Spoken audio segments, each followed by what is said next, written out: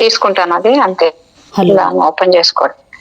Hello my dear friends and masters, welcome back to our channel oneness vegetarianism. నా పేరు స్వప్నేశ్వరి. ముందుగా మనందరూ గురువు అయిన డాక్టర్ బ్రహ్మర్షి పితామహ పత్రి సార్కి నా యొక్క అనంతకోటి ఆత్మ ప్రణామాలు. సత్యలోకవాసులకి, దివ్యలోకవాసులకి, మహాకారణ లోకవాసులకి, నక్షత్ర లోకవాసులకి, ఏంజల్స్కి, మహావతార్ బాబాజీకి, బుద్ధ భగవానుడికి, రామ్తా మాస్టర్కి, తండ్రి మాస్టర్ టీచర్, మహా ఉపాధ్యాయుడు మాస్టర్ టీచర్, అమరత్వ గురువు, అమరగురువు అయిన చిరంజీవి అయిన తండ్రికి అనంత కోటి ఆత్మ ప్రణామాలు. అలాగే ఈ వర్తమానంలోని విశ్వ చైతన్యానికి నా యొక్క అనంతకోటి ఆత్మ ప్రణామాలు. నా యొక్క స్వయానికి కూడా అనంత కోటి ఆత్మ ప్రణామాలు. మరి రోజులాగానే ఈరోజు కూడా ఈ జ్ఞానాన్ని మనకు షేర్ చేయడానికి మేడం సిద్ధంగా ఉన్నారు. మేడంకి సాదరంగా వెల్కమ్ చేసుకుందాం. Madam welcome. Welcome to our session madam. Over to you madam. Shanta madam. Thank you madam. Thank you. ముందుగా మన గురువు గారైన బ్రహ్మర్షి పితామహ పత్రి సార్ గారికి, స్వర్ణమాల పత్రి మేడం గారికి మా అనంత కోటి ఆత్మ ప్రణామాలు. అలాగే విశ్వంలోని గురువులందరికీ కూడా మా ఆత్మ ప్రణామాలు, కృతజ్ఞతలు తెలియజేసుకుంటూ, రామ్తా మాస్టర్ గారికి శత కోటి ఆత్మ ప్రణామాలు, కృతజ్ఞతలు దయచేసి తెలియజేసుకుంటూ, స్వప్నేశ్వర్ వన్నెస్ వెజిటేరియనిజం టీవీ వ్యవస్థాపకురాలైన స్వప్నేశ్వర్ మేడం గారికి కూడా నా ఆత్మ ప్రణామాలు, కృతజ్ఞతలు, ధన్యవాదాలు తెలియజేసుకుంటూ, నాకు ఎంతగానో సహకరిస్తున్న నా కుటుంబ సభ్యులందరికీ, నా తల్లిదండ్రులకు, నాకు జన్మనిచ్చిన తల్లిదండ్రులకి ఆత్మ ప్రణామాలు, ధన్యవాదాలు తెలియజేసుకుంటూ, లోప్ సాంగ్ రాంపా గారి మరణం లేని మీరు బుక్ చదువుతున్నాను. Thank you. అలాగే ఆయనే నా చేత చెప్పిస్తున్న రాంపా గారికి శత కోటి ఆత్మ ప్రణామాల, కృతజ్ఞతలు అండి. Thank you.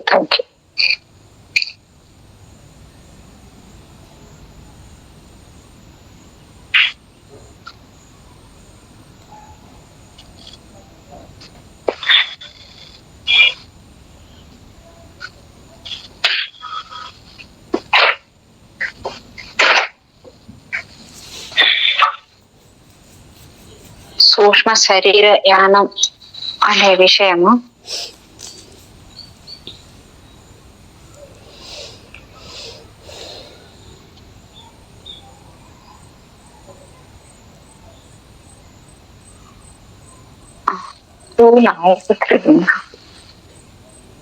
ఇది వరకే మేము చెప్తాము. దేనికి భయపడనక్కర్లేదు, ఒక్క భయానికి తప్ప అని. సూక్ష్మ శరీరయానం చేస్తున్న వ్యక్తికి భయం కలగకుండా ఉన్నంత వరకు ఎటువంటి ఆపద సంభవించదు. ఎంత దూరాలకు వెళ్తున్నా, ఎంత వేగంతో వెళ్తున్నా. అయితే మీరు ఓ ప్రశ్న అడగవచ్చు, భయపడేందుకు ఏముంటుందని. ఈ పాఠం భయం అనే విషయానికి పూర్తిగా కేటాయిస్తూ ఏ విషయాల గురించి మనం భయపడకుండా ఉండాలో తెలుసుకుందాం. భయము ఓ విరుద్ధ స్వభావం. సునిశ్చితంగా పరిశీలన శక్తి గల మన మేధస్సును భయం మొద్దుబారేలా చేస్తుంది. ఏ విషయం కోసం మనం భయపడినా, అది ఎలాంటి భయమైనా, ఏదో విధంగా మనకు భయం వల్ల చివరికి మేడం మన గ్రూప్ లో ఇప్పుడు 2 రోజులు కానీ మన గ్రూప్ లో అదే జరుగుతుంది. అది యోగ నిద్ర చేపిస్తా. సూక్ష్మ శరీరయానంలో నిన్న పొద్దున్న మాత్రము బాగా చేసి కొంచెం అదే భయంగా ఉంది అని చెప్పేసి అని మళ్ళీ ఆపేసుకున్నారు. ఈ రోజు కూడా చేశారు. చేసిందా ఇట్లా శరీరం అంతా మూతబారిపోయింది అని చెప్పేసి అని కొంచెం చేసి మళ్ళీ ఆపేశాడు ఆయన. నువ్వు లేదు చెయ్యి అని చెప్పాను నేను. ఎవరికి మేడం? ఆయన ఎవరు అన్నారు కదా, బాబాయ్ అంటారు ఆయన. అవునవును. చాలా బాగా శరీరం అయితే చాలా తేలిక అయిపోయింది, చాలా హాయిగా ఉంది, గాల్లో తేలిపినట్టుంది, నాకు చాలా బరువు బాగా తగ్గిపోయినట్టుంది అని చెప్పేసి అన్నాడు. జరుగుతున్నాయి మేడం, ఒక్కొక్కరికి ఒక్కొక్కలాగా జరుగుతున్నాయి మన గ్రూప్ లో కూడా. నాకైతే ఈ రోజు 21 days అనుకున్నామే, అది మిస్ అయిపోయిన. అదే మేడం, లంప్స్ అర్థం పెట్టుకొని చేసినప్పటి నుంచి బాగుంది, మిస్ అయిపోయినాను. నాకు బాగా ఇదైపోయింది మేడం ఈరోజు. మూలాధారము బాగా యాక్టివేట్ అయితే కదా మనం దానిలో నుంచి అన్నిట్లో నుంచి తప్పించుకొని బయటపడగలము అనేది ఉండింది. ఒక్కరోజు మిస్ అయిపోయినా నాకు ఎందుకో ఎట్లా అనిపించింది. ఓకే మేడం, అంగీకరిస్తుందాన్ని కూడా. భయము విరుద్ధ స్వభావము, సునిశ్చిత పరిశీలన శక్తి గల మన మేధస్సును భయము మొద్దుబారేలా చేస్తుంది. ఏ విషయం కోసం మనం భయపడినా అది ఎలాంటి భయమైనా ఏదో విధంగా మనకు భయము వల్ల చివరికి హాని జరుగుతుంది. సూక్ష్మ శరీరయానం చేద్దామని అనుకునే వాళ్లకు శరీరంలోకి మళ్ళీ తిరిగి రాలేమేమోననే భయం కలుగుతుంది. తప్పక ప్రతి ఒక్కరూ తిరిగి శరీరాల్లోకి వస్తారు. మరణం సంభవిస్తుందన్న కదా మేడం, మళ్ళీ వచ్చిందా ఇట్లా సేమ్ రిపీట్ అయిందా? అయిపోయింది కదా మేడం, ఇది అయిపోయింది కదా. నాకు కూడా వస్తుంది ఇప్పుడు. అదే థర్డ్ పార్ట్ నేను ఇప్పుడు ఇందాక చెప్పింది మీకు.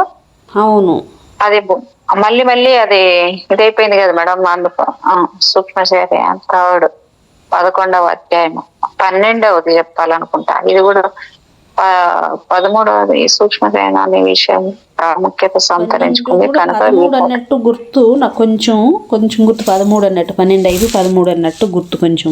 అవును, అదే నాకు కూడా అట్లే ఉంది మేడం. రిలాక్స్ అవ్వడం ఎలాగా అనేది 12వది. ఇది దీన్ని కూడా అయిపోయిందా అని నాకు గుర్తు. రిలాక్స్ అయ్యేది అంటే మేడం, ఇది మంచి నేలలో విత్తనాలు నాటితే తప్ప ఒక చక్కటి ఉద్యానవనం తయారవుతుంది. రాతి నేలలో రోజు పువ్వు పూస్తే ఒక అసాధారణ విషయం జరిగినట్టు అనుకోవలసి వస్తుంది. అలాగే ఏ మనస్సు సమచిత భావాలు లేక మూసుకుపోయి ఉంటుందో, ఏ మెదడు భీకర అరణ్యంలో అల్లుకుపోయిన తీగల్లాగా అడ్డాదిడ్డమైన ఆలోచనకు నమ్ముకొని ఉంటాయో అలాంటి చోట్ల భవిష్యత్ వాణి లాంటి దివ్యమైన కళ మొక్కు తొడుగుతుందని ఊహించలేము. అయిపోయింది మేడం ఇది కూడా. అదే చెప్పింది మేడం. ఓకే 13 స్టార్ట్ చేస్తాను. Okay madam. భూమి ఒక అద్భుత పాఠశాల 13వ చాప్టర్. ఈ భూమి మీద మన బ్రతుకి అర్థం ఏమిటి? ఈ అంతులేని బాధల్ని కష్టాల్ని మనం అనుభవించి తీరాల్సిందేనా అని కనీసం ఒక్కసారైనా అనుకుని ఉండని మానవుడు ఉన్నాడా? నిజం చెప్పాలంటే బాధపడడాలు, కష్టాలు అనుభవించడాలు, యుద్ధాలు ఇవన్నీ ఉండాల్సిందే. మనం అందరము జీవితాల్ని చాలా చులకనగా చూస్తూ ఉంటాం. ఈ భూమి మీద ఏది ముఖ్యం కాదు. నిజానికి భూమి మీద మనం అందరం ఓ వేదిక మీద నటిస్తున్న పాత్రధారులం. సమయోచితంగా దుస్తులు ధరిస్తూ ఓ అంకం ప్రారంభం అవుతున్నప్పుడు ఆ పరిస్థితులకు తగిన దుస్తులను ధరించి మనము సిద్ధం అవుతూ ఉంటాం. ఈ ధోరణిలో మనం ఆలోచిస్తూ ఉంటాం. యుద్ధాలు జరగాల్సిన అవసరం ఉంది. యుద్ధాలే జరగకపోతే భూమి మీద మనుషులు కిక్కిరిసిపోతారు. దేశ ప్రజల క్షేమం కోసం తమ ప్రాణాలను పణంగా ఒడ్డి ఆత్మాహుతికి కూడా కొందరు సిద్ధపడగలగాలి అంటే యుద్ధాలు తప్పక జరిగి తీరాలి. ఏదో ఒక విధంగా బ్రతుకును లాక్కుపోవడమే గొప్ప అని చాలా మంది అనుకుంటూ ఉంటారు. ఇంతకంటే అబద్ధం మరొకటి లేదు. మనము అశరీర దారులుగా కేవలం ఆత్మస్వరూపంలో ఉంటున్నప్పుడు మనకి నాశనం అంటూ ఉండదు. కష్టాలకు, రోగాలకు మనం అతీతంగా ఉంటాం. ఆత్మ ఓ అనుభవాన్ని పొందేందుకు ఓ మాంసశల్య నిర్మితమైన ఆ శరీరాన్ని ప్రేరేపిస్తుంది. ఈ దేహం మొత్తం కదులుతున్న ఓ ప్రోటోప్లాజపు ముద్ద. దాని సహాయంతోనే ఆత్మ అనేక పాఠాలను నేర్చుకుంటుంది. భూమి మీద దేహము ఓ తోలుబొమ్మ లాంటిది. మీద నుంచే పూర్ణాత్మ సిల్వర్ కార్డ్ గుండా ఆజ్ఞల్ని పంపుతూ అనుభవాల్ని స్వీకరిస్తూ ఈ తోలుబొమ్మని తనకి కావలసినట్లు ఆడిస్తూ ఉంటుంది. కాసేపు విషయాల గురించిన పరిశోధనను మరో కొత్త కోణం నుంచి చర్చించుకుందాం, సరేనా? మొదటిసారిగా ఈ భూమి మీదకు వస్తున్న ఓ మనిషి నిస్సహాయ పరిస్థితుల్లో ఉంటాడు. ఓ చిన్న బిడ్డలాగా పరాధీనంలో ఉండి తన గురించి సొంతంగా ఓ పని కూడా చేసుకోలేని దీన స్థితిలో ఉంటాడు. అటువంటి మనుషులకు తగిన ప్రణాళికలు తయారు చేసేందుకు ఇతరుల సహాయం అవసరమవుతుంది. ఏమాత్రం అభివృద్ధి సాధించిన వారి విషయంలో మనకనవసరం. ప్రస్తుతం మీరు ఈ పాఠ్యాంశాలన్నీ అధ్యయనం చేస్తున్నారంటే దాని అర్థం మీ అంతటా మీ శ్రేయస్సుకు తగిన విషయాలను తెలుసుకోగలిగిన అభివృద్ధిని నిశ్చయంగా సాధించున్నట్లేనని. ఓ మనిషి ఈ భూమి మీదకు రాబోయే ముందు దృశ్యం ఎలా ఉంటుందో మనం గమనిద్దాం. ఓ వ్యక్తి భూమి మీద తన తనువు చాలించి సూక్ష్మలోకంలోని తన పూర్ణాత్మలోకి చేరుకున్నాడు. తాను చేసిన మంచి చెడులను నిశిత దృష్టితో బేరీసి వేసుకున్నాడు. తాను సాధించాలని ఇదివరకు నిర్ణయించుకున్న చాలా పనులను నిర్వర్తించలేకపోయినందుకు చింతిస్తూ ఇంకా నేర్చుకోవాల్సిన పాఠాల గురించి ఆలోచిస్తున్నాడు. తన సొంత నిర్ణయంతో గాని మరికొందరు విజ్ఞుల సలహాలతో గాని మళ్ళీ భూమి మీదకు తిరిగి వెళ్ళి మరికొన్ని పాఠాలను నేర్చుకుని రావాలని నిర్ణయించుకుంటాడు. తాను ఎలాంటి పరిస్థితుల్లో భూమి మీద నివసించాల్సి ఉంటుందో అలాంటి పరిస్థితులను కల్పించగల స్తోమత ఏ తల్లిదండ్రుల వద్ద తమకు లభిస్తుందో పరిశీలనాత్మకంగా నిశ్చయించుకుంటాడు. డబ్బును బాగా ఎలా ఖర్చు చేయాలో తెలుసుకోవాల్సి ఉన్నప్పుడు బాగా సంపన్నులైన తల్లిదండ్రులకు జన్మించాల్సి ఉంటుంది. అత్యంత హీన స్థితి నుంచి పైకి సంస్కరించుకొని రాగలిగిన జన్మను ప్రకటిస్తూ ఉండవలసిన పరిస్థితుల్లో దరిద్రాన్ని అనుభవిస్తున్న తల్లిదండ్రులకు జన్మించవలసి ఉంటుంది. అంగవైకల్యంతోనూ పుట్టుగ్రుడ్డిగానో కూడా జన్మించవలసి రావచ్చు. నేర్చుకోవాల్సిన విషయాలను బట్టి భూమి మీద మానవుడు ఓ తరగతిలోని విద్యార్థి లాంటివాడు. ఓ బడిలోని అనేక తరగతులు ఎలా ఉంటాయో ఊహించండి. ఓ విద్యార్థి అనేక మంది విద్యార్థులతో కలిసి ఓ తరగతిలో ఉండాల్సి ఉంటుంది. ఈ విద్యార్థి ఆ తరగతిలో ఏదో కారణం వల్ల తాను నేర్చుకోవాల్సిన పాఠాలను సరిగ్గా నేర్చుకోక అశ్రద్ధ చేశాడు అనుకుందాం. అందువల్ల తర్వాత వచ్చే పరీక్షల్లో తన సత్తా ఏమిటో నిరూపించుకోలేడు. ఆ విద్యార్థి నడవడికను, అతడు పరీక్షలో సాధించిన శ్రేణిని, లేక భ్రష్టు పట్టిపోయిన అతడి వ్యవహారాల్ని గుర్తించగలిగిన అతడి ఉపాధ్యాయులు ఆ విద్యార్థిని పై క్రొత్త తరగతికి పంపకుండా అదే తరగతిలో ఇంకో సంవత్సరం కూడా చదివించాల్సిందేనని నిర్ణయం తీసుకుంటారు. సెలవులు పూర్తయ్యాక మళ్ళీ తమ ఇందాకటి తరగతిలోనూ కూర్చోవలసి ఉంటుందనే విచారకరమైన సత్యాన్ని ఆ విద్యార్థి గ్రహించి నీరసించిపోతాడు. పాఠశాలలు మళ్ళీ ప్రారంభమయ్యాక ఆ విద్యార్థి మళ్ళీ అదే తరగతిలో కూర్చుని పాత పాఠాలనే మళ్ళీ నేర్చుకోవాల్సిన పరిస్థితి ఏర్పడుతుంది. బాగా చదువుకున్న వాళ్ళందరూ పై తరగతుల్లోకి వెళ్ళిపోయి ఉపాధ్యాయుల నుంచి మన్ననను పొందుతూ ఉంటారు.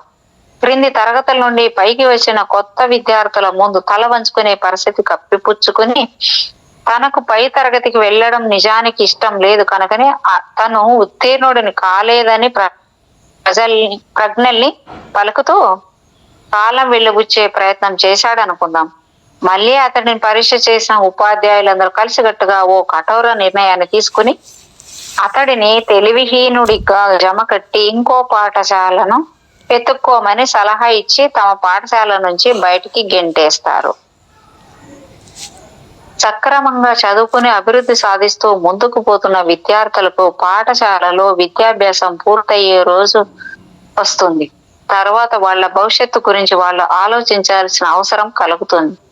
ఏదో ఒక వృత్తిని వాళ్ళు చేపట్టాలని నిర్ణయించుకోవాల్సి ఉంటుంది.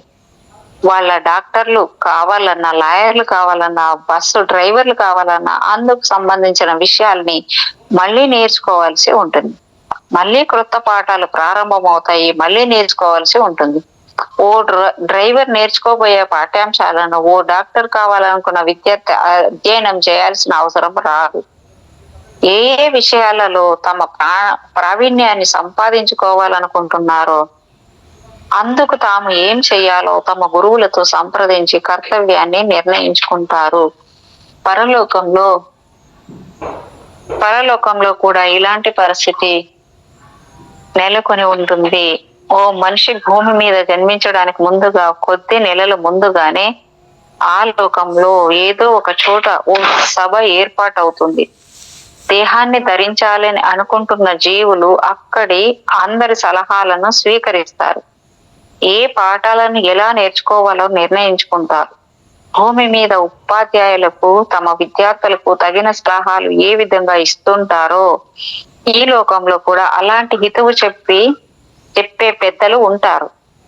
ఈ జీవుడు భూమి మీద ఏ భార్యాభర్తలకు కొడుకుగానో కుమార్తెగానో జన్మించాలనో కాకపోతే ఆ జీవి జన్మకు తగినట్లు ఎవరికో అక్రమ సంతానంగా పెళ్లి కాని స్త్రీకే జన్మించాల్సి ఉందో నిర్ణయించబడవచ్చు. ఏం నేర్చుకోవాలో, ఏ ఏ కష్టాలు పడాలో ముందుగా నిర్ణయం జరుగుతుంది. సుఖం నుంచి కాక కష్టాల వల్లే మనం ఎక్కువ గుణపాఠాన్ని నేర్చుకోవాల్సి రావడం మన దురదృష్టం. ఐహికంగా తక్కువ స్థాయిలో ఉన్న వ్యక్తి ఆధ్యాత్మికంగా బీదవాడు కాకపోవచ్చు అనే సత్యాన్ని మనం ఇక్కడ స్పష్టంగా గుర్తుంచుకోవాల్సి ఉంటుంది. అంటే తక్కువ స్థాయిలో ఉన్న వ్యక్తి ఆధ్యాత్మికంగా బీదవాడు కాకపోవచ్చు అనే సత్యాన్ని మనం ఇక్కడ గుర్తుంచుకోవాల్సి ఉంటుంది. ఎంతో గొప్ప వ్యక్తులు తాము నేర్చుకోవలసి ఉన్న పాఠాల కోసం హీన జన్మలను ఎత్తవలసి రావచ్చు. ఈ భూమి మీద ఓ వ్యక్తి గొప్పతనాన్ని అతని తల్లిదండ్రుల గొప్పతనం మీద లేక వాళ్ళ ఆస్తిపాస్తుల మీద ఆధారపడి ఊహించడం ఎంతో దురదృష్టకరం. ఈ నిర్ణయం సరికాదు. ఓ విద్యార్థి తెలివిని అతని తండ్రి బ్యాంక్ బ్యాలెన్స్ తో ముడిపెట్టి నిర్ణయించడం ఎంతవరకు సబబో ఆలోచించండి. ఈ భూమి మీద నుంచి ఏ మనిషి ఒక్క పైసా డబ్బును కూడా తాను చనిపోతూ పట్టుకెళ్ళలేడు అనే మాటని మళ్ళీ మనము గుర్తు చేసుకున్నాం. చావు అనే సరిహద్దు తర్వాత మనతో పాటు రాగలిగే వస్తువు కేవలం మనం సంపాదించుకున్న జ్ఞానం మాత్రమే. మన అనుభవాలు మాత్రమే మనలను అనుసరిస్తాయి. ఈ భూమి మీద కోట్లు కూడబెట్టుకున్న వారు తమకి స్వర్గంలో ముందు వరుసలో కూర్చి వేయబడి కాచుకొని ఉంటుందని ఊహించుకుంటే తర్వాత జరిగే పర్యవసానానికి ఎంతో దుఃఖాన్ని అనుభవించాల్సి ఉంటుంది. ధనము, సంఘంలో పదవి, మానవ జాతి లేక వర్ణపు లేక కులము, గొప్పదనం గాని, శరీరపు రంగు గాని అసలు లెక్కలోకి రావు. ఆధ్యాత్మికంగా సంపాదించుకున్న విద్య ఒక్కటే గుర్తింపబడుతోంది. ఇప్పుడు గుర్తొచ్చిన ఒక మాట మేడం చెప్తాను, ఇప్పుడే చెప్తా. మళ్ళీ ధ్యానంలో ధ్యానం చేస్తుంటే 10:30 కూర్చున్నా. 10:30 కూర్చొని 12:30కి ధ్యానంలో నుంచి లేసాను. ధ్యానంలో వచ్చింది ఒక చాలా గవర్నమెంట్ స్కూల్స్ ఉంటాయి కదా, ఓపెన్గా అలాగా హాల్ మాదిరిగా ఉంది. హాల్ నిండుకు విగ్రహాలు ఉన్నాయి, బంగారు విగ్రహాలు మేడం. దేవుడు దేవతామూర్తుల విగ్రహాలు హాల్ నిండుకు విగ్రహాలు ఉన్నాయి, బంగారు విగ్రహాలు ఉన్నాయి. నేను అక్కడికి వెళ్ళాను. వెళితే పూజారి ఉన్నాడు ఒక ఆయన, కొంచెం ఒక 60+ 70 దాకా అట్లా ఉండొచ్చు మేబీ ఏజ్. పోయాను, పిలిచి నన్ను ఒక పెద్ద మాల ఇచ్చాడు, గజమాల అంటాడు కదా, అట్లా మాల ఇచ్చాడు నాకు. నేను అడిగాను, ఎందుకు ఇస్తున్నారు నాకు? మా ఇంట్లో ఇలాగా ఇప్పుడు మీరు ఇట్లా పెట్టున్నారు కదా విగ్రహాలు, ఇలాంటివి మా ఇంట్లో విగ్రహాలు లేవు, మేము విగ్రహారాధన చేయము, మాకు విగ్రహాలు లేదు, అంతా దైవం అంటాం కదా, అంతా దైవం అయినప్పుడు విగ్రహారాధన ఎందుకు చేస్తాం, మేము లేవు, మీలాగ ఇలా ఉంటే మేము వేయచ్చు దీన్ని, ఎందుకు నాకన్నా అందా కొంచెం కోపంగా అందా పట్టుకో అని చెప్పేసి ఇచ్చాడు. మనీ ఇచ్చి దాన్ని తీసి చేతిలో వేసుకుని చేతిలో నా చేయికి మిగిలి కింద పడే అంత మాలది. మళ్ళీ ఇంకొక మాల ఆ పటానికి వేసున్నారు, అంటే పెద్ద పటం ఉంది, పటానికి వేసున్నారు. దాని నుంచి తీసి వెనక ఇట్లా ఇటు మలుకున్నాడు, అట్ట పటం కల్లా మళ్ళీ కాకుండా పటాన్ని నా వైపు మళ్ళీ పటం మీద చేయబెట్టి తీశాడు. తీసి సగం లాగి ఇచ్చాడు. ఎందుకు ఇచ్చారంటే నీకే వేసుకోపో అన్నాడు. నీకే వేసుకో. నాకు ఇప్పుడు చూడు, దాన్ని బట్టి అర్థమైంది ఏంటంటే అక్కడ విగ్రహాలు, మన బంగారు విగ్రహాలు ఉన్నాయి, బంగారు విగ్రహాలు మెరిసిపోతున్నాయి. అంటే పెద్ద పెద్ద మూర్తులు, బంగారు మూర్తులు, దైవమూర్తులు మెరిసిపోతున్నాయి బంగారం రంగుతోటి. నిండుగా ఉన్న విగ్రహాలన్నీ వరుసగా పెట్టేస్తున్నారు. ఇప్పుడు వినాయక చవితికి కదా విగ్రహాలు రోడ్డు మీద కుప్పలు కుప్పలు పెట్టి అమ్ముతారు కదా, అందరికీ విగ్రహాలు అమ్ముతూ ఉంటారు కదా, అట్లా మనం పెట్టున్నారు విగ్రహాలు. సరే ఎందుకు నాకు ఇస్తున్నారంటే నీకే వేసుకోబో అంటే ఆ విగ్రహం వేయడం కాదు, విగ్రహం కన్నా దైవం నువ్వే వేసుకోబో అన్నట్టు ఇచ్చాడు అని అర్థమైంది నాకు. అవును మేడం, ఇప్పుడు మనం అదే కదా చేస్తున్నాము. అంతట్లో దైవం అంటే నేనే దైవాన్ని, ఐఎమ్ గాడ్ అని చేస్తున్నాం కదా. దైవం మనమే, సజీవంగా జీవంతో జీవిస్తూ ఉన్న దైవం మనమే కదా. అవి దైవాలు ఇప్పుడు దైవాల్లా ఉన్న మనము మనుషులచే సృష్టింపబడి విగ్రహాలని పూజిస్తున్నాం కదా. మనుషులు చేసినవే కదా అవి. ఇవి ఈ కనపడేవి ఏ మనిషి చేసినవి కాదు కదా ఇవి, ఈ విగ్రహాన్ని కాదు కదా. మన లోపల నుంచి మనం దైవాల వైపు అయినప్పుడు ఇంకే దైవం ఇంకెక్కడుంది అని అంటే ఇచ్చాడు నాకు. వరే నేను ఇప్పుడు అనుకున్నాను, తర్వాత అర్థమైంది నాకు, అర్థం చేసుకున్నాను మేడం దానికి మీనింగ్. అది మేడం. ఇంకో జన్మ తీసుకోబోతున్న జీవాత్మ విషయానికి తిరిగి వద్దాము. తగిన తల్లిదండ్రుల నిర్ణయము జరిగిన తర్వాత తగిన సమయంలో జీవాత్మ ఇంకా నిర్మాణ దశలో ఉన్న ఇంకా ప్రాణం పోసుకొని ఓ పసికందులకి ప్రవేశించడం జరుగుతుంది. అలా ప్రవేశించగానే గత జన్మలో స్మృతులు క్షణంలో తుడిచిపెట్టుకుపోతాయి. క్రితం జన్మలో విషయాలు గుర్తుకు వస్తే దుర్భరమైన వేదన కలగవచ్చు. తాను గత జన్మలో ఓ గొప్ప రాజునని బిడ్డకు గుర్తుకు ఉంటే ఆ జీవితం ఎంత దుర్భరంగా ఉంటుందో ఊహించండి. ఇప్పటి దరిద్ర జన్మ ఎత్తినందుకు ఈ మతిమరుపును ఓ గొప్ప వరంగా ప్రకృతి మన మీద చూపుతున్న అపార కరుణకు ఉదాహరణగా అనుకోవచ్చు. ప్రస్తుత జన్మ పూర్తయిన తర్వాత మళ్ళీ అన్ని విషయాలు సంపూర్ణంగా గుర్తుకు వచ్చేస్తాయి. అంటే ఆ జన్మ పూర్తయితే మళ్ళీ గత జన్మ మళ్ళీ గుర్తుకొస్తుంది. చూడండి మేడం ఎలాగుందో. అదే మేడం, ఆ దైవానికి అంటే మనలో ఉన్న ఆ సమస్త శక్తి, ఆ విశ్వానికి, ఆ విశ్వ చైతన్యానికి అంత ప్రేమ మన మీద, ప్రేమ కరుణ. ఏడుస్తాం కదా, నా బతుకు అట్లా ఉంది, ఇప్పుడు ఇట్లా ఉన్నాను, ఎందుకు నాకు అని అసహించుకుంటాం, ఏడుస్తాము, మళ్ళీ వద్దనుకుంటాం కదా. కాబట్టి ఇక్కడ ఉన్నంత ఈ భూమి మీద, ఈ శరీరంతో ఈ భూమి మీద ఈ 3 డైమెన్షన్లో ఉన్నంతసేపు గుర్తురాదు. ఇది దాటి వెళ్ళిపోతే మళ్ళీ గుర్తొస్తుంది. అప్పుడు ఇవన్నీ అవసరం లేదు కాబట్టి. అదే చాలా మంది తల్లిదండ్రులను గౌరవించండి అనే సూక్తిని పవిత్రంగా గుర్తించి తదనుగుణంగా ప్రవర్తిస్తూ ఉంటారు. ఈ విషయం ఎంతో అభినందనీయమైనదే. కానీ ఇహలోకాన్ని విడిచిపెట్టి వెళ్ళిపోయిన అనేక మంది మళ్ళీ ఎప్పటికీ తమ తల్లిదండ్రులను కనిపించరు. ప్రాచీన కాలంలో మత గురువులు అందరినీ శాసించేవాళ్ళు. విడిపోకూడదని, కలిసి సంసారం చేస్తూ ఉండాలని. ఎందుకంటే ఏ గుంపులో జనాలు ఎక్కువ ఉంటారో ఆ గుంపే జయాన్ని పొందగలుగుతుంది. ఓ తెగలో ఎక్కువ మంది జనం ఉంటే ఆ తెగ బలవంతమై ఉంటుంది. అలాంటి రోజుల్లో మత గురువులు బోధించిన మాట ఇది. పిన్నలు తమ తల్లిదండ్రులను గౌరవిస్తూ ఉన్నట్టే ఆ తల్లిదండ్రులు మన గురువులను గౌరవిస్తూ వచ్చిన రోజులవి. మేము ఖచ్చితంగా చెప్పే మాట ఏమిటంటే అందరూ తమ తల్లిదండ్రులను గౌరవించాలనే, కానీ ఆ గౌరవం పొందడానికి వాళ్ళ తల్లిదండ్రులకు నిజమైన అర్హత ఉంటేనే పిల్లలు వాళ్ళను గౌరవించాలి. భయమో చూడండి మేడం. అని తల్లిదండ్రులు నిరంకుశంగా ఉండి ప్రతి విషయానికి పిల్లల మీద విరుచుకుపడుతూ వాళ్ళ మీద కారుణ్యాన్ని చూపించకపోతే వాళ్ళ నుంచి గౌరవాన్ని పొందే అర్హతను వాళ్ళు పోగొట్టుకున్నట్టే. అలాంటి తల్లిదండ్రులను మూర్ఖంగా కొందరు పిల్లలు బానిసల్లాగా గౌరవించడం నిజంగా అనవసరం. ఇలాంటి పిల్లలకి కొందరికి పెళ్లిళ్ళు జరిగి సుమారు ఓ సగం శతాబ్దం పాటు వాళ్ళు జీవించి ఉన్న తమ తల్లిదండ్రులు అంటే భయంతో వణికిపోతూ కనిపిస్తారు. ఇలాంటి వాళ్ళు మానసికంగా ఎంతో దురవస్థలోకి చేరుకుంటారు. తల్లిదండ్రుల మీద వాళ్ళకు ఉండాల్సిన ప్రేమానురాగాలు మాయమై భయము, అమిత క్రోధము వాళ్ళలో జీర్ణించుకుపోయి ఉంటుంది. తల్లిదండ్రులు గౌరవించండి అనే మాట వీళ్ళకి వినిపిస్తున్నప్పుడల్లా వీళ్ళు తమ తల్లిదండ్రులను సరిగా చూసుకోలేదేమో అనే అనుమానంతో ఎంతో కృంగిపోతూ ఉంటారు.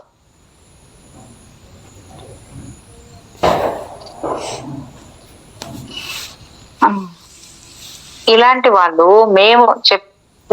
వాళ్ళకి మేము చెప్పేది ఏమిటంటే తల్లిదండ్రుల వద్ద సంతోషాన్ని అనుభవించలేని వాళ్ళు దేహాంతర ప్రాప్తి తర్వాత తమ తల్లిదండ్రుల్ని మళ్ళీ ఎప్పటికీ చూడలేరు అని పరలోకంలో శృతి లేక సంయమనం సిద్ధాంతం పనిచేస్తూ ఉండటం వల్ల మీతో కలిసి సహజీవనం సాగించలేని వ్యక్తులను మీరు ఎప్పుడు కలుసుకోలేరు.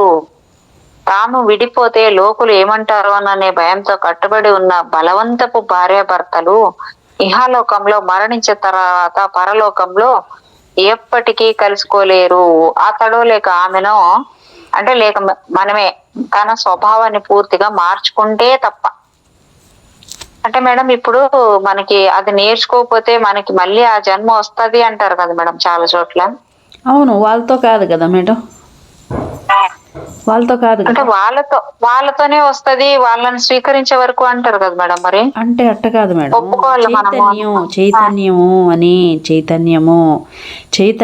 చైతన్యానికి రూపమేమి ఉండదు కదా.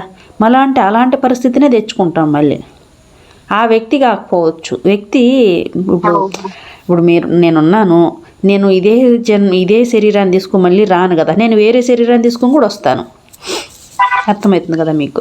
అలాంటి పరిస్థితే వస్తుంది మళ్ళీ. అది పూర్తయ్యేదాకా. ఎందుకంటే నేర్చుకోవాలి కదా అక్కడ.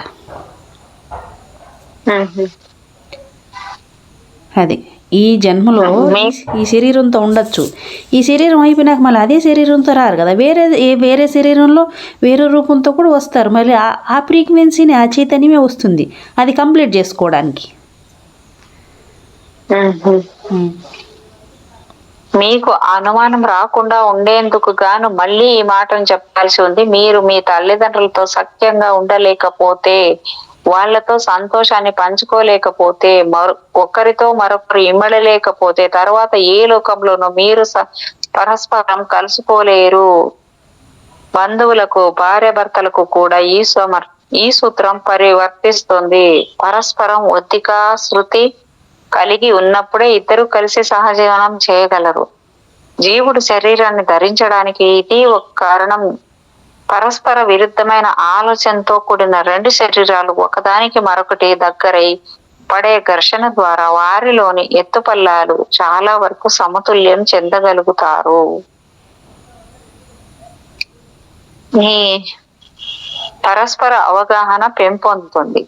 కొంతకాలము తర్వాత మరో పాఠంలో మనము దేవుడు లేక దేవుళ్ళ గురించి ఉన్న భిన్న మతాల గురించి తెలుసుకుంటాం. సృష్టిలో తామే గొప్పవాళ్ళమని మానవులు భ్రమపడుతూ ఉంటారు. మతాలు మానవుడిపై బలవంతంగా రుద్దిన ఓ అభిప్రాయం మాత్రమే ఈ ఆలోచన. మతాలు నూరిపోసే ఆలోచన ఏమిటంటే మానవుడు దేవుడి రూపంతోనే నిర్మింపబడ్డాడు అని అందువల్ల సృష్టిలో మానవుడి ఉనికి ఉత్పన్నమైనది అని. నిజానికి సృష్టిలో మానవుడి కన్నా గొప్ప జీవులు కొన్ని ఉన్నాయి. పుస్తకాల పుటల్లోంచి దర్శనమిచ్చే మూర్తీభవించిన కరుణామయం వృద్ధుడు కాదు భగవంతుడు ఓ సత్య వస్తువు.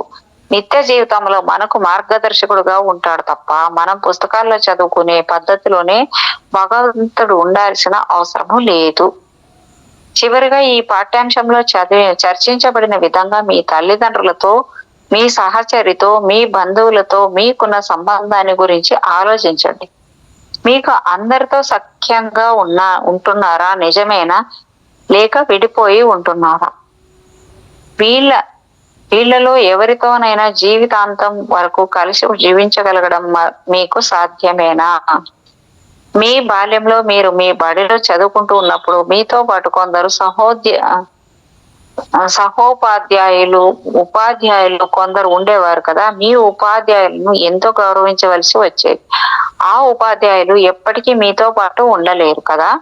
మీ అభివృద్ధిని గమనించడానికి తాత్కాలికంగా నియమించబడ్డ వాళ్ళు ఆ ఉపాధ్యాయులు. అలాగే పరలోకంలో మీరు వారి అనుమతి పొందిన తర్వాతే మీ తల్లిదండ్రులుగా ఉండటానికి సమ్మతించిన ఆ వ్యక్తులు కేవలం మీ అభివృద్ధిని గమనించడానికే, పరిశీలించడానికే, దోహదం చేయడానికే భూమి మీద ఉన్నారు. నీతి శాస్త్రం బోధిస్తూ ఉంది కాబట్టి తల్లిదండ్రులను గౌరవించాలి, ప్రేమించాలి అనే పద్ధతిలో కాకుండా నిజంగా వాళ్ళని ప్రేమిస్తూ ఉన్నట్టయితే అలాంటి వ్యక్తులకు ప్రేమ పాత్రులైన ఆ తల్లిదండ్రులు వాళ్లకు పరలోకంలో కూడా తప్పక కనిపించి తీరుతారు. భూమి మీద మనం కలిగించిన పరిస్థితులే పరలోకంలోనూ మనకు సాక్షాత్కరిస్తుంది. 14వ అధ్యాయము 10వ వంతు దానం. మన పనులను ఇంకెవరైనా చేసి పెడితే బాగుంటుందని, అన్ని శుభాలు మనకు లభించాలని మనం ఆందోళనతో ఎదురు చూస్తుంటాం. మనకి ఓ సహాయం అందేటట్లు చేయమని ప్రార్థన చేసినట్టు బహుశా ప్రతి ఒక్కరూ ఒప్పుకుంటారు. ఇంకొకరి సహాయం కోరుకోవడం మానవుడి సహజ లక్షణం. ఒంటరిగా ఉండే మానవుడు తనకు భద్రత లేదనుకుంటాడు. ఏ దేవుడైనా, ఏ దేవతైనా తనకు అండగా ఉంటే బాగుంటుందని అనుకుంటాడు. నిజమే, నేను కూడా అనుకుంటుంటాను. ఇట్లా గొప్ప ఇంట్లో ఉన్నట్లుండి ఊహించుకొని ఆనందపడతాడు. కానీ తనకు ఏదైనా రావాలని అనుకునేవాడు ముందుగా తనే ఇవ్వవలసి ఉంటుంది. ఇవ్వకుండా మీరు దేనిని స్వీకరించలేరు. మీ దాన గుణము మీ మనస్సును తెరిచి ఉంచి మీకు కావలసిన వస్తువును మీకు ఇచ్చేందుకు సిద్ధపడ్డ వారి దానాన్ని స్వీకరించగలిగేందుకు తగిన పరిస్థితిని నెలకొల్పుతుంది. దానం అంటే కేవలం డబ్బుని మాత్రమే అని అర్థం చేసుకోవడానికి వీలు లేదు. కానీ మామూలుగా డబ్బునే దానంగా ఇస్తూ ఉంటాం. డబ్బుతో దేన్నైనా కొనుక్కోవడానికి వీలుంటుంది కనుక అందరూ దానినే కోరుకుంటూ ఉంటారు. ఇప్పటి పరిస్థితుల్లో డబ్బు మానవుడికి కోరికలు తీర్చగల శక్తిని అందించడమే కాక పస్తులు ఉండాల్సిన పరిస్థితుల నుంచి కూడా రక్షణ కల్పిస్తుంది. అప్పులను వసూలు చేసేందుకు వచ్చే వ్యక్తి నుంచి రక్షణ కల్పిస్తుంది. డబ్బును దానం చేయవచ్చు, చెయ్యాలి కూడా. కానీ కొన్ని షరతులకు లోబడే చేయాలి. హృదయపూర్వకంగా మానవ సేవ చెయ్యడం కూడా ఓ దానంగా మనం గుర్తించాల్సి ఉంటుంది. మనం డబ్బుల్ని దానం చేయగలము, చేసి తీరాలి. కేవలం డబ్బునే కాకుండా వస్తువుల్ని, తగిన సహాయాన్ని లేక ఆధ్యాత్మిక సానుభూతిని కూడా యోగులకు దానం చేయవచ్చు. మళ్ళీ మనం చేస్తేనే తప్ప పుచ్చుకోగల స్థితికి చేరలేం. ఇవ్వడము ముష్టి దానము ఇలాంటి మాటలు గురించి పడమటి ఖండాల్లో అనేక దురభిప్రాయాలు ఉన్నాయి. ఇంకొకళ్ళ నుంచి సహాయాన్ని ఆర్కించడాన్ని ఓ పెద్ద అవమానకరమైన పనిగా తలపోస్తుంటారు. ఇది సరైన ఆలోచనే కాదు.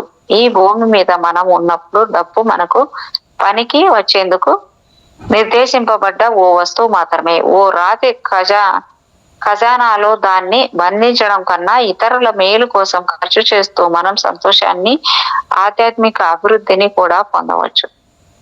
దురదృష్టవశాత్తు వాణిజ్యపరంగా మారిన ఇప్పటి ప్రపంచంలో డబ్బు ఖర్చు చేసి ఓ మనిషిని అతడి డబ్బుతో గుర్తించడం జరుగుతుంది. అతడు డబ్బు కర్మ చేసే పద్ధతిలో అతడి గొప్పతనాన్ని గుర్తించడం జరుగుతుంది.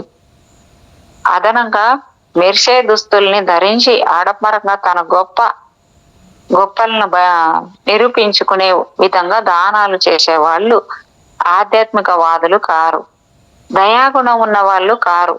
ఇటువంటి వాళ్ళు చేసేది అర్థం లేని ఖర్చు మాత్రమే. వీళ్ళు చేసేది దానం మాత్రం కాదు. తమ ఆధ్యాత్మికతను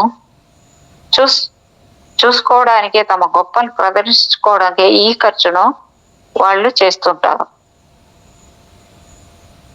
ఇందువల్ల కేవలం వాళ్ళ అహంకారం మాత్రమే బలపడుతూ ఉంటుంది. పశ్చిమ దేశాల్లోని వ్యక్తుల గొప్పతనాన్ని వాళ్ళు నివసించే భవంతిని బట్టి నిర్ణయిస్తూ ఉంటారు. వాళ్ళు ఏ క్లబ్బుల్లో మరి మెంబర్లుగా ఉన్నారో గమనిస్తారు.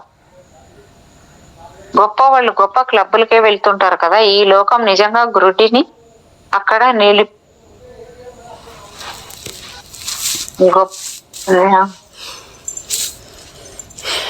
ఈ లోకం గొప్పగా క్లబ్బులకే వెళ్తుంటారు కదా. ఈ లోకం నిజంగా గ్రుడ్డి. ఇది ఇక్కడ విలువలకు అర్థం లేదు. ఎలాగంటే ఈ మాటని మన అంతరంగంలోకి బాగా స్థిరపడేలా మళ్ళీ మళ్ళీ చెప్పుకున్నాం. ఏ స్త్రీ గాని, ఏ పురుషుడు గాని కుడి చేతిలోని ఓ నిలువెత్తు కర్ర జంతువులతో, మనుషులతో పోట్లాడి ఆత్మరక్షణ చేసుకునేందుకు కాదు, నడిచే దారిలోని కంపను, తుప్పలను ప్రక్కకు తోసేసుకుంటూ ముందుకు నడిచిపోయేందుకు ఉపయోగపడ్డమే కాక ఇంకా ఓ కాలు ఓ నదో అడ్డం వస్తే నీళ్లు ఎంత లోతు ఉన్నాయో పరీక్షించి చూసుకునేందుకు ఉపయోగపడుతుంది ఈ కర్ర. ఎంత అద్భుతంగా ఉంది ఇది పాయింట్. ఈ సాధువు ఇంటి ముందుకు వచ్చి నుంచునే తన వస్త్రంలోంచి ఓ భిక్షా పాత్రను చెక్కతో చేయబడిన ఉపయోగించి పూర్తిగా నున్నగా తయారై మెరుస్తున్న దాన్ని బయటకు తీసి తలుపు వద్దకు రాబోతున్నంతలోనే ఆ ఇంటి తలుపు తెరుచుకొని ఓ స్త్రీ ఆహార పదార్థాలున్న ఓ పాత్రని తీసుకొని వచ్చి తల వంచుకొని నిలబడిన తన సౌశీల్యాన్ని, వినయాన్ని ప్రకటిస్తూ ఉంది. సాధువుని సూటిగా తేరిపారా చూడడం మర్యాద లక్షణం కాదు. సాధువు కొంత ముందుకు నడిచి భిక్షా పాత్రను 2 చేతులతోనూ పట్టుకొని నిలబడ్డాడు. ఒక చేత్తో భిక్షా పాత్రను పట్టుకుంటే ఆహారాన్ని అవమానించినట్టే, ఆహారం ఎంతో విలువైనది. 2 చేతుల్లోనూ దాన్ని మర్యాదగా స్వీకరించాలి. భిక్షా పాత్రను 2 చేతులతో వదలకుండా పట్టుకుని ఆ సాధువు నిలబడగానే ఆ స్త్రీ పాత్రలోకి ధారాళంగా ఆహారాన్ని జార విడిచి వెనక్కి తిరిగి ఒక్క మాట కూడా మాట్లాడకుండా ఒక్కసారి వారికి గొప్పవారికి తాము అప్పు తీర్చుకుంటున్నట్లు ఆలోచన చేస్తారు. ఆ ఇంటి ఇల్లాలు ఏం ఆలోచన చేస్తుందంటే ఆ సాధువుకు తాను చూపించాల్సిన మర్యాదను, గౌరవాన్ని వినయంగా చూపించగలిగానని, ఆ మహనీయుడు తన ఇంటికి దయచేయడం వల్ల తనకు కూడా గొప్ప గౌరవం కలిగిందని, తాను చేసిన వంట గురించి మరే ఇతర సాధువు ఆ మహనీయుని కూడా చెప్పి ఉండవచ్చునని, అందువల్లే తృప్తిగా భిక్షను స్వీకరించే నిమిత్తం ఆ సాధువు ఇంటి ముందుకు వచ్చి ఉండవచ్చునని ఆమె అనుకుంటుంది. ఇక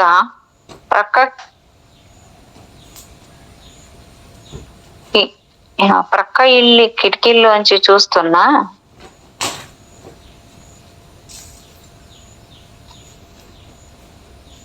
సాధువు ఇంటి ముందుకు వచ్చి ఉండవచ్చునని ఆమె అనుకుంటుంది. ప్రక్క ఇంటి కిటికీల్లోంచి చూస్తున్న స్త్రీలు ఆ సాధువు తమ ఇంటికి రానందుకు నొచ్చుకుంటూ, తమ దురదృష్టాన్ని నిందించుకుంటూ, తమ ప్రక్క ఇంటి స్త్రీని అసూయతో దర్శిస్తూ చూస్తూ ఉండడాన్ని మీరు బహుశా గమనించవచ్చు. నిండిన తన భిక్షా పాత్రను 2 చేతులతోనూ భద్రంగా పట్టుకుని ఆ సాధువు అప్యాయంగా నువ్వు చెట్టు పంచన చేరి అక్కడ కూర్చొని అక్కడే విశ్రమించేందుకు ఉద్యుక్తుడవుతాడు. ఆ సాధువు రోజంతా ఆ చెట్టు క్రిందే విశ్రమించి ఉండవచ్చు. ఇప్పుడు ఆ చెట్టు క్రిందే తాను స్వీకరించి తెచ్చుకున్న ఆహారాన్ని భుజించడం పూర్తిగా చేస్తాడు. రోజు మొత్తానికి అదే అలవాటు. అదే అతడి మొదటి చివరి భోజనం కూడా. సాధువులు విపరీతంగా భోజనం చెయ్యరు. కొద్దిగా తమ ఆరోగ్యాన్ని, బలాన్ని కాపాడుకునేందుకు తగినంత ఆహారాన్ని మాత్రమే తీసుకుంటారు తప్ప శరీరాన్ని పెంచుకునేలా భోజనాలు చెయ్యరు. ఆధ్యాత్మికంగా అభివృద్ధి సాధించాలంటే ఈ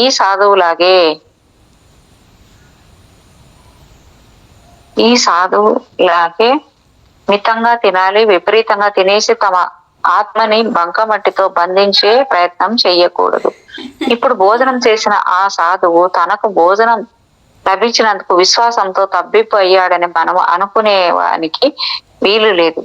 మనుషుల జ్ఞాపకాలు అందుకోలేనంత పాతకాలం నుండి ప్రాచ్య దేశాల్లో ఈ ఆచరణ వృత్తి స్థిరపడి ఉంది. తనకు భోజనానికి ఆర్జించడం గ్రామీణులకు బాధ్యత. ఆ భోజనాన్ని గ్రహించడం తమకు ఉన్న ఓ హక్కుగా ఈ సాధువులు భావిస్తూ ఉంటారు. నీళ్లు పరాన్న భక్తులు కారు.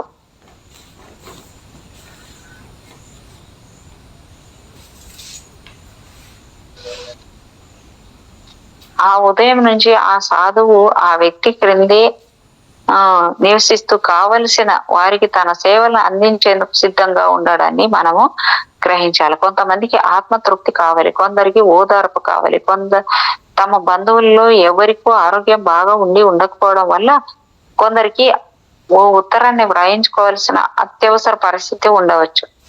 దూర ప్రాంతాల్లో ఉన్న తమ బంధువుల గురించి ఏదైనా వార్తను ఆ సాధువు మోసుకొచ్చాడేమోనని ఆశతో కొందరు రావచ్చు. ఏం చేతనంటే ఆ సాధువు అన్ని చోట్లకి, అన్ని ఊర్లు తిరుగుతూ దేశాలను కూడా దాటి వస్తూ ఉంటాడు కనుక తమ బంధువుల్ని అతడు చూసి ఉండవచ్చు. కనుక సాధువులు తాము చేయగలిగిన సేవలకు ఏమాత్రం వెలకట్టి డబ్బులు వసూలు చెయ్యరు. ఎంతో శ్రమను ఎంతసేపు పడవలసి వచ్చినా ఉచితంగానే చెయ్యడం జరుగుతుంది. నిర్మలమైన చదువుకున్న ఆ జ్ఞాని, ఆ బీదలు తనకు ఏమీ ఇచ్చుకోలేని దరిద్రంతో ఉన్నారని సులభంగా గుర్తించవచ్చు. పైగా తాను నేర్చుకుంటున్న పాఠాలు తన అభివృద్ధి కోసమేనని కూడా అతడికి తెలుసు.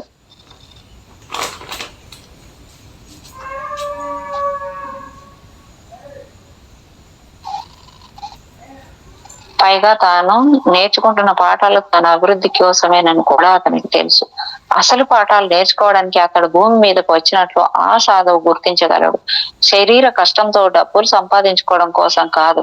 అతడి ప్రయత్నం ఆధ్యాత్మిక ఆనందాన్ని, తృప్తిని ప్రజలకు అందించేందుకు సాగుతుంది. కనుక కర్మయోగము అతడికి విద్యుక్త ధర్మం అవుతుంది. ఆ ధర్మాన్ని అతడు సక్రమంగా నిర్వర్తిస్తుంటాడు.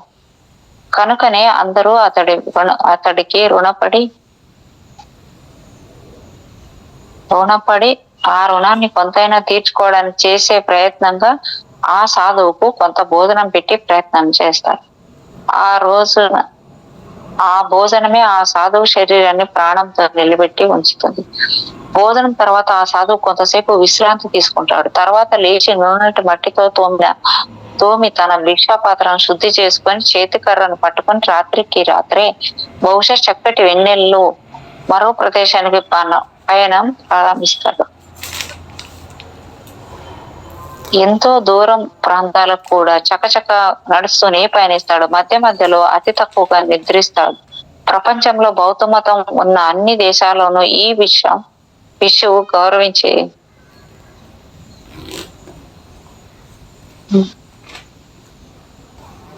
తక్కువగా నిద్రిస్తాడు. ప్రపంచంలో బౌద్ధ మతం ఉన్న అన్ని దేశాల్లో ఈ భిక్షువు గౌరవించబడుతూనే ఉంటాడు. మనం కూడా సంతోషంతో దానం చేయాల్సి ఉంటుంది. అప్పుడే మనకు కూడా గ్రహించే, స్వీకరించే అర్హత కలుగుతుంది. పూర్వపు రోజుల్లో అందరము తాము సంపాదించే సంపాదనలో 10వ వంతు పైకాన్ని దానం చేయాల్సి వచ్చేది. ఇది ఒక దైవికమైన ఆజ్ఞగా భావించి ఆచరించేవారు.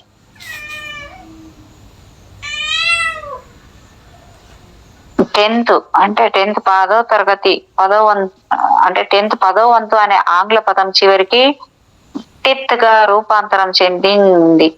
అందరి జీవితాల్లోనూ ఓ అంతర్భాగమైంది. ఇంగ్లాండ్ లో చర్చిలు అందరి సంపాదన మీద ఓ టిత్ పన్నును విధించేది. యావత్ ఆస్తి మీద కూడా ఈ పన్ను వసూలు జరిగేది. చర్చిని నిర్వహించేందుకు, దాన్ని నమ్ముకుని జీవనం సాగిస్తున్న ఉద్యోగుల జీతభత్యాలకు ఈ ధనము ఉపయోగపడేది.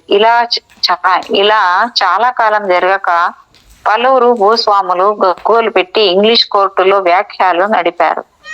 ఈ టిత్తు పన్నులు తమ సంపాదనను దోచేస్తున్నాయని, తాము నాశనం అయిపోతున్నామని వాళ్ళ వ్యక్తి ఆరోపణలు. నిజానికి వాళ్ళు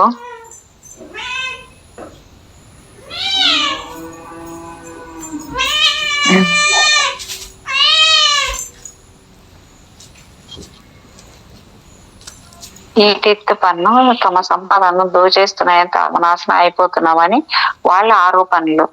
నిజానికి వాళ్ళు నాశనం అవుతున్న సంతోషంతో ఆ పన్నును చెల్లించకపోవడం వల్లనే ఏడుస్తూ దానం చేసే దానికన్నా అస్సలు దానం చేయకపోవడమే ఉత్తమం. ఇదివరకటి విలువలకు ఎక్కడా పొంతన కుదరదు. టిత్ రాబడి మీద ఆధారపడి ఎవ్వరూ జీవించడం లేదు. అసలు టిత్లను ఎవ్వరూ చెల్లించడం కూడా లేదు. ఈ పరిస్థితి అత్యంత శోచనీయం. తమ ఆధ్యాత్మిక అభివృద్ధి జరగాలంటే టిత్లను ఇంకొకళ్ళ మేలు కోరుతూ సమర్పించడం అత్యంత అవసరం.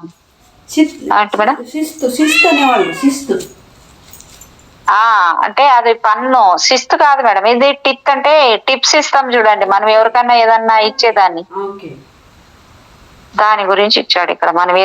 మనం ఏది ఇంత పర్సెంట్ అని మనం కొంచెం ఇస్తేనే దాని నుంచి మనకు అభివృద్ధి అవుతాది అనేది కూడా చెప్తున్నారు ఆయన. అంటే ఎవరు చెల్లించడం కూడా లేదు. ఈ పరిస్థితి అత్యంత శోచనీయము. అంటే అంతా మనం ట్యాక్స్ రూపంలో కడుతున్నామని ఏడ్చుకుంటూ కడుతుంటారు చూడండి. దానికి మిగిలించడానికి మనం ఇల్లు అదో సైట్ కొని దాన్ని కూడా మిగిలియాలని చేస్తాం చూడండి. ట్యాక్స్ బెనిఫిట్ అంటాం చూడండి మేడం. అదంతా ఏది బెనిఫిట్ కాదు, మనకి అంకరంతా సమస్యలే తెచ్చి పెడతాం అని అంటున్నారు అక్కడ. అంటే అత్యంత అవసరం అది. ఇది అంటే ఇంకొకళ్ళ మేలు కోరుతూ సమర్పించడం అత్యంత అవసరము. పరులకు మీరు చేసే సహాయం నిజానికి మీకే ఎక్కువ శ్రేయస్సును కలిగిస్తుంది. ఒక్క మాటలో చెప్పాలంటే ఇతరులకు మనం చేసే సహాయమే మనల్ని ఉత్తమ అవధానానికి తీసుకువెళుతుంది. ఎటువంటి భక్తి ఆధ్యాత్మిక తెలియని ప్రముఖ వాణిజ్యవేత్తలు కొందరు ఇతరుల మేలు కోసం తమ సంపాదనలో 10వ వంతు సంతోషంతో సమర్పిస్తూ ఉండడం మాకు తెలుసు. ఇంకా స్పష్టంగా చెప్పాలంటే తమ మేలు కోసమే వారు ఆ పని చేస్తున్నారు. ఓ మత సందేశానుసారం వారు ఆ పనిని చేయడం లేదు. అత్యంత శ్రద్ధతో కఠిన నియమాలతో నిండి ఉన్న వారి వ్యాపార ధోరణే వాళ్ళకి ఈ చక్కటి పద్ధతిని నేర్పిస్తూ ఉంది. నీటి మీదకు వదిలిపెట్టబడిన బ్రెడ్ ముక్క 1000 వెనక్కు తిరిగి వస్తుంది అనే సత్యాన్ని వాళ్ళ లెక్కల పుస్తకాలు స్పష్టంగా రుజువు చేస్తూ వాళ్లకు ఈ దివ్య సందేశాన్ని అందిస్తోంది. ఇది ఎలాగ మేడం? నీళ్ళ మీద వదిలిపెడితే బ్రెడ్ ముక్క 1000 అవుతుందా? నాకేమైందో అందో అర్థం కాలేదు. వింటున్నారా మేడం? విన్నారా మేడం? ఇది నీటి మీదకు వదిలిపెట్టిన బ్రెడ్ ముక్క 1000 వెనక్కి వస్తుందంట. అది ఎలా మేడం? ఎలా వస్తుంది? మునిగిపోతుంది కదా. కాదు, 1000 మనం ముందుకు వస్తుంది అంటున్నారు కదా, వెనక్కి తిరిగి. ఎలా వస్తుంది అంటే ఆ సత్యాన్ని వాళ్ళ లెక్కల పుస్తకాలు స్పష్టంగా రుజువు చేస్తూ వాళ్ళకు ఈ దివ్య సందేశాన్ని ఇచ్చాయంట మేడం. నాకేం అర్థం కాలే. వడ్డీ వ్యాపారులు కొన్ని దేశాల్లో వీళ్ళకి ఫైనాన్స్ కార్పొరేషన్స్ అనే పేరు కూడా ఉంది. దయా గుణాన్ని, దాన గుణాన్ని కలిగి ఉంటారంటే మనము ఎవరము నమ్మలేము. కానీ కొన్ని గొప్ప ఫైనాన్స్ కంపెనీలు కూడా తమ సంపాదనలో 10వ వంతు టిత్తును చెల్లిస్తూ ఉన్నాయన్న విషయం మా దృష్టికి వచ్చిందంటే ఈ టిత్ వ్యాపారం ఎంత లాభసాటి వ్యవహారమో ఒక్కసారి ఆలోచించండి. వ్యాపారంలో తలలు పండిపోయిన అనేక మంది ఇలాంటి దానాలు చేస్తున్నారని మాకు తెలుసు. అంటే రాంప గారే ఇది చెప్తున్నారు మేడం. ఇది అతీంద్రియ విజ్ఞానం ఆస్తికులకే కాదు నాస్తికులకు కూడా సమాన ఫలితాలనే ఇస్తుంది. ప్రకృతి ధర్మాలు అందరికీ ఒక్కలాగే వర్తిస్తాయి. ఆధ్యాత్మిక గ్రంథాలను అదే పనిగా పఠించినంత మాత్రాన ఓ వ్యక్తి ఆధ్యాత్మికత్వాన్ని పొందలేడు. ఉత్తినే పుస్తకాలు చదివే వ్యక్తి తాను అభివృద్ధి చెందుతున్నట్లు భ్రమపడుతూ ఉండవచ్చు. అంతే తప్ప అక్షర ముక్కలన్నీ కూడా ఆ వ్యక్తి మెదడును చేరకుండా శూన్యంలోకే పయనిస్తుంటాయి. అతని కళ్ళలోంచి తాను ఓ దివ్యాత్మ అని ఆ వ్యక్తి తనని తాను మభ్యపెట్టుకోవడం మాత్రం జరుగుతుంటుంది. ఇంకొకళ్లకు సహాయం చెయ్యలేని ఇలాంటి స్వార్థ జీవులకు అభివృద్ధి అసంభవము. పరుల మేలు కోరేవాడు ఆధ్యాత్మిక అభివృద్ధిని సాధిస్తాడు, తనకు తాను సహాయం చేసుకోగలుగుతాడు. ఇంకొకరికి సహాయం చెయ్యడం సరైన పద్ధతి అని, విద్యుక్త ధర్మమని, లాభసాటి వ్యాపారం కూడానని మేము పునరుద్ఘాటిస్తున్నాము. సహాయం చేసే వ్యక్తికే ఈ పద్ధతిలో సహాయం లభిస్తుంది. టిత్ అంటే మనం ఇదివరకే తెలుసుకున్నట్టు 10వ వంతు అని అర్థం. ఇదొక జీవన విధానం. ఇచ్చేవాడే పుచ్చుకోగలడు. ఈ వాక్యాలను వ్రాస్తుంటే మరో వ్యక్తి గుర్తుకొస్తున్నాడు. ఈయనకి ఎంతో సహాయాన్ని, మేలును మేము అందించాల్సి వచ్చింది. డబ్బులు ఖర్చు పెట్టి మరీ హితవు చెప్పాల్సి వచ్చింది. కొంత సమయాన్ని కూడా ఈయన కోసం వెచ్చించాల్సి వచ్చింది. గొప్ప ఆధ్యాత్మిక తత్వాన్ని ఈయనకు బోధించవలసి వచ్చింది. వరుసగా ఒకదాని వెంట మరో కష్టం, ఒకటి వెళ్లేలోగా మరొకటి ఆయన్ని పట్టుకొని వేధించాయి. అప్పుడే విత్తనాలు చల్లబడిన పొలం మీదకు పక్షుల గుంపులు వచ్చి వాలినట్లు ఈయనకి మేము దాన గుణాల్ని అలవాటు చేసుకోమని ఓ సలహా ఇచ్చాం. ఈ సలహా వినగానే ఆయన మా మీద మండిపడ్డాడు. ఆయన ఎందరికో తాము చేసిన సహాయం గురించి చెబుతూ ఆ విషయాలన్నీ రుజువు చేస్తున్న వార్తాపత్రికల్లోని వార్తలను కూడా ఎత్తి చూపించాడు. ప్రాంతీయ వార్తాపత్రికల్లో ప్రచురించే పద్ధతిలో దానాలు చేయకూడదని మా వాదన. ఎన్నో పద్ధతుల్లో దానాలు చేయవచ్చు. మన సంపాదనలో 10వ వంతు ద్రవ్యాన్ని సత్కార్యాలకు వినియోగించడం మాత్రమే కాకుండా ఇతరుల ఆధ్యాత్మిక అభివృద్ధి కోసం కూడా సహాయం చేయవచ్చు. లేదా విపత్తులో అలమటిస్తున్న వారిని అనునయ వాక్యాలతో సేద తీర్చే ప్రయత్నము చేయవచ్చు. ఆర్తులకు మనం చేసే సహాయము మనకు మనం చేసుకున్నట్టే లెక్క. ఓ వ్యాపారంలోని పెట్టుబడి అనేక సార్లు తిరిగి వ్యాపారం అభివృద్ధి చెందే విధంగానే మన దాన గుణం కూడా పలుమార్లు ఆవృతమైనప్పుడే మనము ఫలితాలను గ్రహించగలిగే స్థితిని సాధించగలుగుతాము. ఇంకొకళ్లకు మనం సహాయం చేసి తీరాలి, అప్పుడే మనకు సహాయం లభించవచ్చు. ఇంకొకళ్ళ మీద జాలి పడలేని మనకు సహాయం కావాలని అర్థించడం కేవలం హాస్యాస్పదం, అవివేకం, వృధా కూడా. అలాగే అర్హత ఇవ్వడం వల్లనే మనకు కలుగుతుంది. అందువల్ల దాన గుణాన్ని అభ్యసించండి. ఎంత ద్రవ్యాన్ని దానం చేయగలరో నిర్ణయించుకోండి. ఏ సహాయాన్ని చేయగలరో నిర్ణయించుకోండి. ఏ పద్ధతిలో సహాయాన్ని చేయాలో నిర్ణయించుకోండి. మీ ఆలోచనలను ఆచరణలో పెట్టండి. 3 నెలల పాటు ప్రయత్నించండి. 3 నెలల తర్వాత చూసుకుంటే మీ జేబులు ఆధ్యాత్మికంగానో డబ్బులతోనో లేక 2 విధాలుగా కూడా నిండుకోవడాన్ని మీరు గమనించవచ్చు. ఈ పాఠాన్ని బాగా అధ్యయనం చేయండి. గుర్తుంచుకోండి, సహాయం చేస్తేనే సహాయం. మేడం నేనేమంటానంటే, ఇస్తే నాకు వస్తుందని చేయడం పక్కన పెడితే, ఒకప్పుడు మీకు ఒక గత 20 years ముందు ఇవి లేవు, ఈ డబ్బులు లేవు. పంటలు పండించడం, పాడి పంట ఉండింది. అవే ఇచ్చేవాళ్ళు కదా మేడం. అదే మేడం, పాడి పంట ఉండింది. పాడి పంట ఉంటే ఏం చేసేవాళ్ళు? ఇప్పుడు నా దగ్గర నేను పండించాను, ఇంకొకరు నా దగ్గరకు వస్తే వాళ్ళకి ఇచ్చేవాళ్ళు. దాన్ని నేను ఎక్స్చేంజ్ ఉండింది, ఇచ్చి పుచ్చుకోవడం. ఇప్పుడు మీకు మనకు తెలిసిన పొద్దున్నే అమ్మ బియ్యం ఉంటే ఒక 2 kgs ఇయ్యి, లేదా పప్పు ఉంటే ఇయ్యి, ఉప్పు ఉంటే ఏమైనా వచ్చేవాళ్ళు ఇండ్లకి. తీసుకుపోయేవాళ్ళు, మళ్ళీ వాళ్ళు తెచ్చుకున్నప్పుడు మనకి ఇచ్చేవాళ్ళు. అవును మేడం, ఆ పద్ధతి వల్లే వాళ్ళు అప్పుడు బాగున్నారు, సుఖంగా సంతోషంగా. ఇచ్చి పుచ్చుకునే వాళ్ళు. అంటే అక్కడ ఏముంది, నీ దగ్గర ఉండింది మిగిలిపోయి వేస్ట్ అయ్యి అట్లా మురగ పెట్టుకుంటే ఏమొస్తుంది, పక్కన వాళ్ళకి ఇచ్చావనుకో వాళ్ళ అవసరం తీరుతుంది, మళ్ళీ నీకు అవసరం అయినప్పుడు నీకు వస్తుంది. తర్వాత ఎనర్జీ అంటే ఎక్స్చేంజ్ అంటే ఏంటి? ఎనర్జీ, నా ఎనర్జీ నీకు, ఎనర్జీ నేను తీసుకోవడం. ఈ పద్ధతి నీకేమొస్తుంది, పాడైపోతుంది, కానీ నీకు మళ్ళీ కావాలన్నప్పుడు నీకు దొరకదు కదా. నేను అదే మేడం, నేను అదే చెప్తున్నాను. డబ్బులైనా వస్తువులైనా నేను లాస్ట్ ఇయరే జ్ఞానమైనా కూడా ఎందుకు పంచిపెట్టమన్నా, నీతోనే పోకూడదనే కదా మేడం. అవును అవును అవును. నాకు అదే లాస్ట్ ఇయర్ వచ్చింది మేడం, ఇది చెయ్యాలి మేడం, దీన్ని అమలు చేయాలంటే వస్తువులు కూడా ఇంట్లో పనికిరాని వస్తువులు ఉంటాయి. అంటే పనికిరాని వస్తువులు అంటే ఇప్పుడు వాడకుండా ఉపయోగపడతాయి మేడం. అవి అవి అవసరమైన వాళ్ళకి అవి వాడుకుంటారు కదా. ఇప్పుడు 4 ఫ్యాన్లు ఎక్స్ట్రా ఉండొచ్చు, చెప్తా నాకు కావాలంటే నేను ఒకటి తీసుకుంటాను. ఇప్పుడు నేను వాడుకుంటాను. నా దగ్గర 4 ఏవో మిక్సీలు ఉండొచ్చు ఎక్కువగా, అది నేను ఒకరికి ఇచ్చాను, అది వాళ్ళకు ఉపయోగపడతాయి కదా. అవునవునవును మేడం. అది ప్రతి విషయంలోనూ ఉండాలి మేడం, ఇది ప్రతి విషయంలోనూ ఉండాలి. అదే చెప్తున్నా. అట్లా వస్తువుల కాడ నుంచి డబ్బులు కూడా ఇప్పుడు భయం. ఎందుకు భయము? ఇస్తే అమ్మో మళ్ళీ ఇస్తారు ఈరోజు భయం. ఎందుకు అట్లా? డబ్బు ఆశతోటి నీకు ఇస్తే ఏమొస్తుంది, ఇంకా నా ఆడిస్తే వడ్డీ వస్తుంది అన్నట్టు అన్ని వ్యాపారాల మీద దృష్టి మళ్ళీ వ్యాపారాలు పెట్టుకోమరిగి డబ్బులు ఎవరు ఇచ్చిపుచ్చుకోవట్లేదు.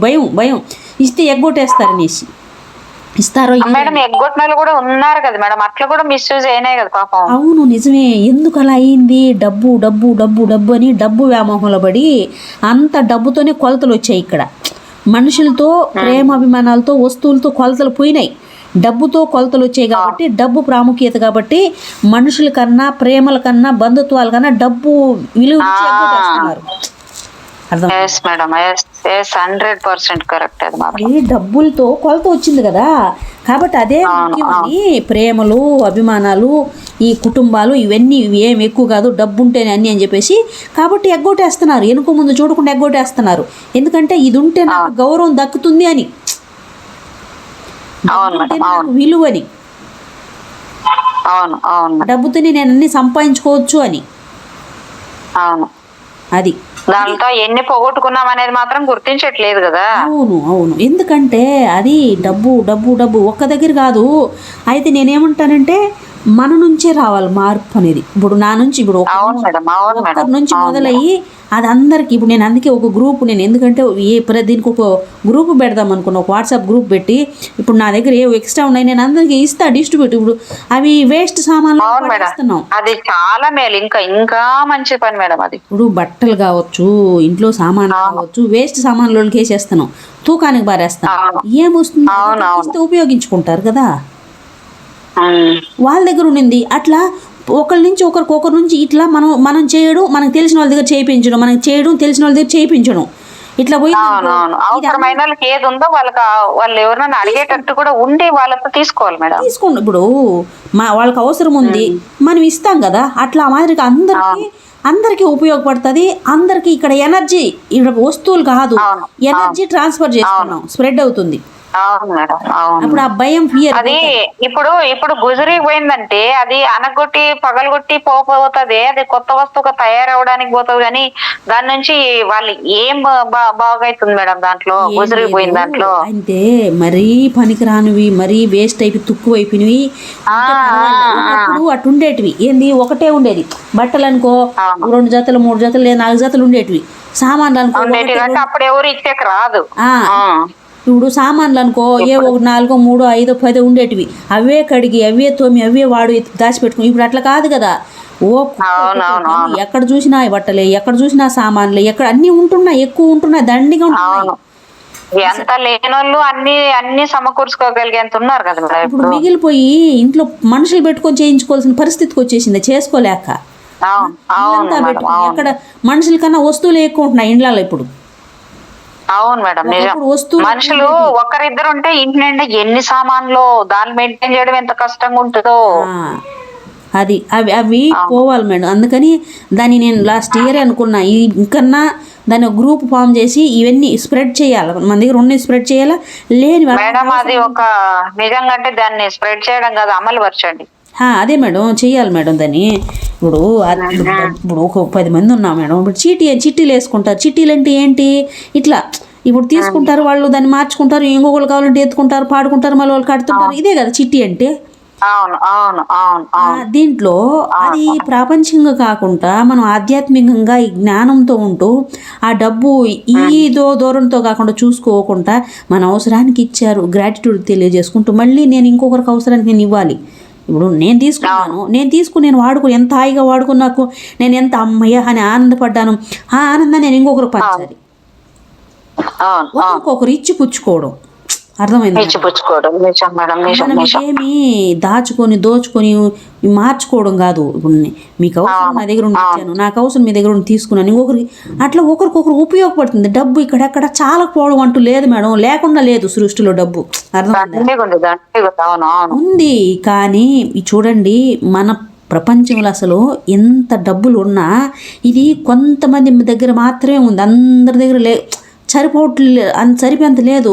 కొంతమంది దగ్గర మాత్రమే ఉంది. పోయి ఏ డబ్బున్నోళ్ళు ఎవడు, బలం ఉన్నోడు ఎవడు అని చెప్తారు కదా, వాడి దగ్గరే పోయి అంత దాచుకునేస్తున్నారు డబ్బుని. ఒక దగ్గర స్టాక్ చేసి పెట్టేశారు, డబ్బుని ఒకే దగ్గర పెట్టేసి వాళ్ళు ఒకళ్ళే ఉపయోగించుకుంటూ ఒక్కడికే పరిమితం అన్నట్టు. అందరి దాకా వెళ్ళట్లేదు, అందరూ ఇబ్బందులే పడుతున్నారు. అవును మేడం, ఇది ఇంకోటి మేడం, ఇది జ్ఞానం కూడా అదే విధంగా ఉంది మేడం. జ్ఞానం ఉన్నోడు అందరికీ చెప్పి అన్ని మంచిగా మార్చాలని చేయట్లేదు. అది వాడు కూడా కొంతమంది నాకు తెలుసులే, వీళ్ళకేం చెప్పేదిలే అన్నట్టు కూడా ఉన్నారు మేడం. కొంతమంది ఉండొచ్చు, కానీ చాలా మంది ఇప్పుడు ఫ్రీక్వెన్సీ మారింది, అందరూ అలా లేరు. కానీ అది కూడా ఇప్పుడు ఎందుకు ఆ జ్ఞానం కూడా చెప్పేది ఉంది, చెప్పాలనుకుంటున్నారు. కానీ చెప్తుంటే డబ్బు ప్రస్తావన వస్తుంది ఇక్కడ కూడా. ఎందుకు డబ్బు అంటే మరి వాడికి ఎలా బ్రతకాలి, వాడు డబ్బుతోనే కదా అన్ని ముడిపడి ఉన్నాయి, సర్వీస్ చేసుకుంటా. కానీ అక్కడ కూడా డబ్బు ప్రస్తావన వస్తుంది. ఎందుకు డబ్బు ప్రస్తావన వస్తుందంటే పరిస్థితులు. అర్థమైంది? జ్ఞానం అనేది ఉచితంగా దానం చేయమన్నాడు. మరి దానం చేసే పరిస్థితులు ఎక్కడున్నాయి? అది చాలా సబ్జెక్ట్ ఉంది మేడం, ఇప్పుడు దీన్ని కంటిన్యూ చేద్దాం. చాలా ఉంది, అది మాత్రం నిజంగా. అంటే పత్రి సార్ సబ్జెక్టు ఇది ఎందుకు చెప్పాడు అనేది ఇప్పుడు అర్థమవుతుంది మేడం నాకైతే. ఇక్కడ అయిపోవచ్చింది, ఒక చిన్న పాయింట్ చెప్పి కంప్లీట్ చేస్తాం మేడం. ఈ పాఠాన్ని బాగా అధ్యయనం చెయ్యండి, గుర్తుంచుకోండి, సహాయం చేస్తేనే సహాయం లభించవచ్చు. మీ బ్రెడ్ ను నీళ్ళ మీద అర్పించండి. ప్రతిదాన్ని చెప్పి ఎంత నీట్గా చెప్పాడు మేడం మొత్తానికి. బ్రెడ్ నీళ్ళ మీద వేస్తే వెయ్యింతలు వస్తుంది అన్నట్టుగానే పూర్తిగా చెప్పాడు మేడం. ఇదేదో మనం అర్థం చేసుకోవాలి. ఈ బ్రెడ్ ముక్క ఏదో చూద్దాం మళ్ళీ చూద్దాం. Okay okay madam. ఇంకా 15వ అధ్యాయం మేడం రేపు చెప్తాను. మధ్య మార్గం సంతోషం నమ్మకము అనేది రేపు. Okay madam. Okay madam, thank you so much. Thank you madam, thank you.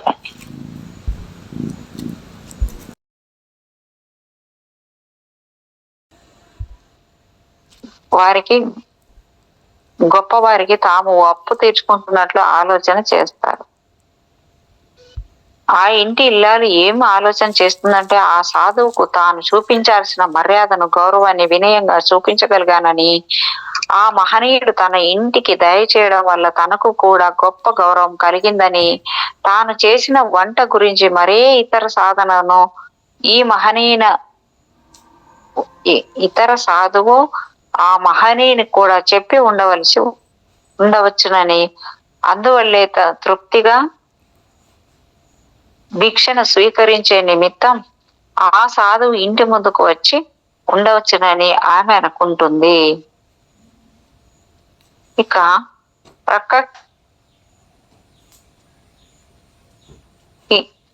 ప్రక్క ఇల్లు కిటికీల్లోంచి చూస్తున్న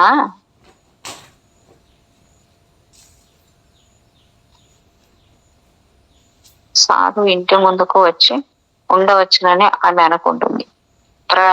ప్రక్క ఇంటి కిటికీల్లోంచి చూస్తున్న స్త్రీలు ఆ సాధువు తమ ఇంటికి రానందుకు నొచ్చుకుంటూ, తమ దురదృష్టాన్ని నిందించుకుంటూ, తమ ప్రక్క ఇంటి స్త్రీని అసూయతో దర్శిస్తూ చూస్తూ ఉండడాన్ని మీరు బహుశా గమనించవచ్చు.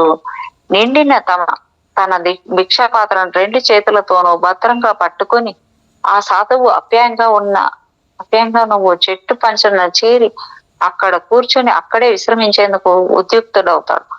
ఆ సాధువు రోజంతా ఆ చెట్టు క్రిందే విశ్రమించి ఉండవచ్చు. ఇప్పుడు ఆ చెట్టు క్రిందే తాను స్వీకరించి తెచ్చుకున్న ఆహారాన్ని భుజించడం పూర్తిగా చేస్తాడు. రోజు మొత్తానికి అదే అలవాటు. అదే అతడి మొదటి చివరి బోధనం కూడా. సాధువులు విపరీతంగా భోజనం చెయ్యరు. కొద్దిగా తమ ఆరోగ్యాన్ని బలాన్ని కాపాడుకునేందుకు తగినంత ఆహారాన్ని మాత్రమే తీసుకుంటారు తప్ప శరీరాన్ని పెంచుకునేలా భోజనాలు చెయ్యరు. ఆధ్యాత్మికంగా అభివృద్ధి సాధించాలంటే ఈ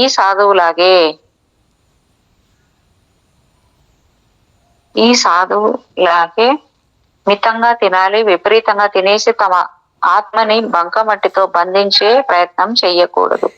ఇప్పుడు భోజనం చేసిన ఆ సాధువు తనకు భోజనం లభించినందుకు విశ్వాసంతో తబ్బిబ్బయ్యాడని మనం అనుకునేవానికి వీలు లేదు. మనుషుల జ్ఞాపకాలు అందుకోలేనంత పాతకాలం నుండి ప్రాచ్య దేశాల్లో ఈ ఆచరణ వృత్తి స్థిరపడి ఉంది. తనకు భోజనానికి ఆర్జించడం గ్రామీణులకు బాధ్యత. ఆ భోజనాన్ని గ్రహించడం తమకు ఉన్న ఓ హక్కుగా ఈ సాధువులు భావిస్తూ ఉంటారు.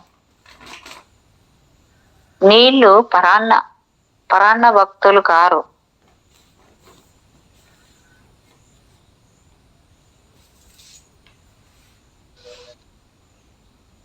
ఆ ఉదయం నుంచి ఆ సాధువు ఆ వ్యక్తి క్రిందే నివసిస్తూ కావలసిన వారికి తన సేవలను అందించేందుకు సిద్ధంగా ఉండడాన్ని మనము గ్రహించాలి. కొంతమందికి ఆత్మతృప్తి కావాలి, కొందరికి ఓదార్పు కావాలి, తమ బంధువుల్లో ఎవరికో ఆరోగ్యం బాగా ఉండకపోవడం వల్ల కొందరికి ఓ ఉత్తరాన్ని వ్రాయించుకోవాల్సిన అత్యవసర పరిస్థితి ఉండవచ్చు.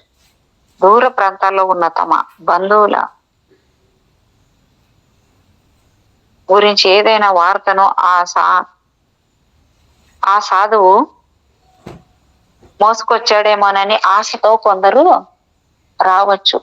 ఏం చేతనంటే ఆ సాధువు అన్ని చోట్లకి అన్ని ఊర్లు తిరుగుతూ దేశాలను కూడా దాటి వస్తూ ఉంటాడు కనుక తమ బంధువుల్ని అతడు చూసి ఉండవచ్చు. కనుక సాధువులు తాము చేయగలిగిన సేవలకు ఏ మాత్రం వెలకట్టి డబ్బులు వసూలు చెయ్యరు. ఎంతో శ్రమను ఎంతసేపు పడవలసి వచ్చినా ఉచితంగానే చెయ్యడం జరుగుతుంది. నిర్మలమైన చదువుకున్న ఆ జ్ఞాని ఆ బీదలు తనకు ఏమీ ఇచ్చుకోలేని దరిద్రంతో ఉన్నారని సులభంగా గుర్తించవచ్చు. పైగా తాను నేర్చుకుంటున్న పాఠాలు తన అభివృద్ధి కోసమేనని కూడా అతడికి తెలుసు.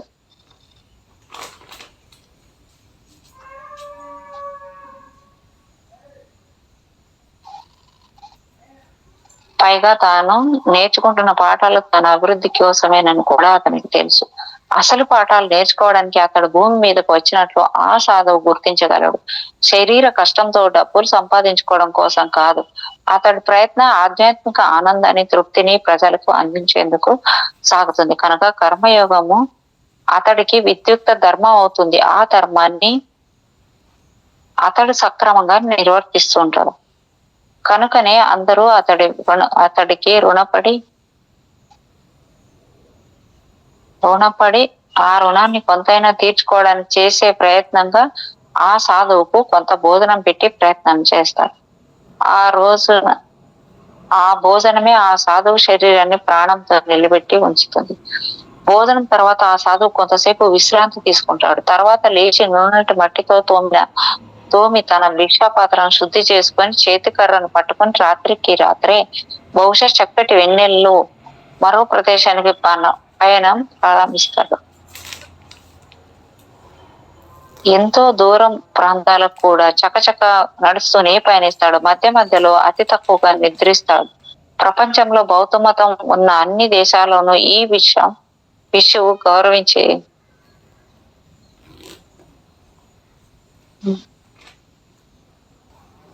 తక్కువగా నిద్రిస్తాడు. ప్రపంచంలో బౌద్ధ మతం ఉన్న అన్ని దేశాల్లో ఈ భిక్షువు గౌరవించబడుతూనే ఉంటాడు. మనం కూడా సంతోషంతో దానం చేయాల్సి ఉంటుంది. అప్పుడే మనకు కూడా గ్రహించే స్వీకరించే అర్హత కలుగుతుంది. పూర్వపు రోజుల్లో అందరము తాము సంపాదించే సంపాదనలో 10వ వంతు పైకాన్ని దానం చేయాల్సి వచ్చేది. ఇది ఒక దైవికమైన ఆజ్ఞగా భావించి ఆచరించేవారు.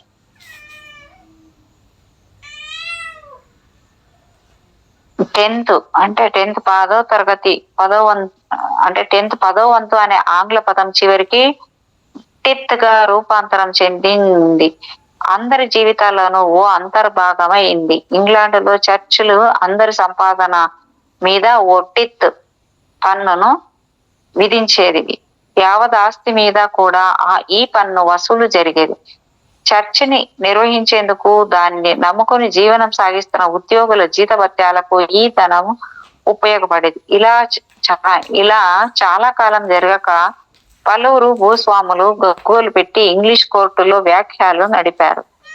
ఈ టిత్తు పన్నులు తమ సంపాదనను దోచేస్తున్నాయని, తాము నాశనం అయిపోతున్నామని వాళ్ళ వ్యక్తి ఆరోపణలు.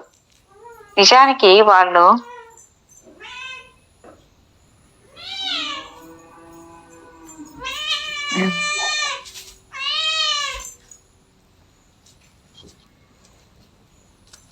ఈ టిత్ పన్ను తమ సంపాదనను దోచేస్తున్నాయని, తాము నాశనం అయిపోతున్నామని వాళ్ళ ఆరోపణలు.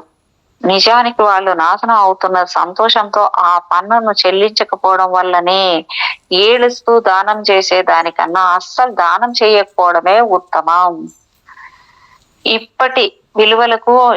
ఇదివరకటి విలువలకు ఎక్కడా పొంతన కుదరదు. టిత్ రాబడి మీద ఆధారపడి ఎవ్వరూ జీవించడం లేదు. అస్సలు టిత్లను ఎవ్వరూ చెల్లించడం కూడా లేదు. ఈ పరిస్థితి అత్యంత శోచనీయం. తమ ఆధ్యాత్మిక అభివృద్ధి జరగాలంటే టిత్లను ఇంకొకళ్ళ మేలు కోరుతూ సమర్పించడం అత్యంత అవసరం.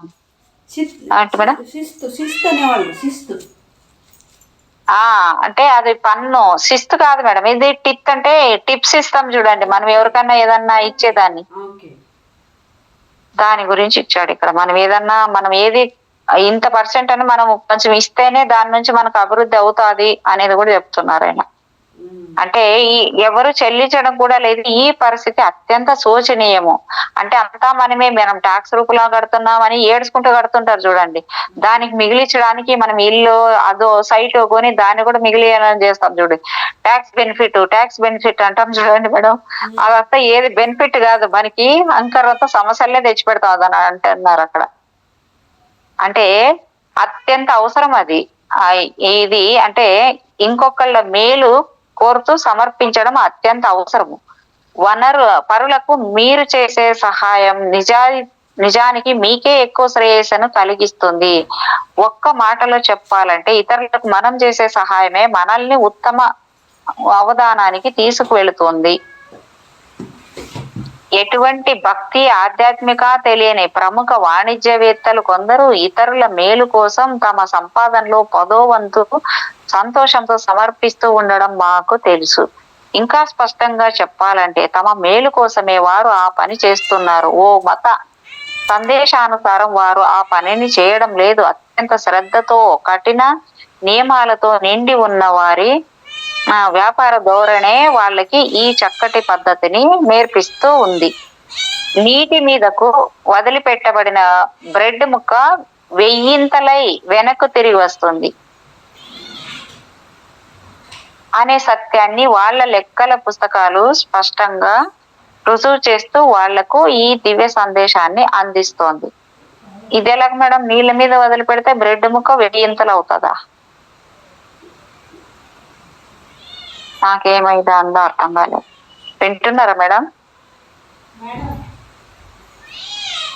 విన్నారా మేడం? ఇది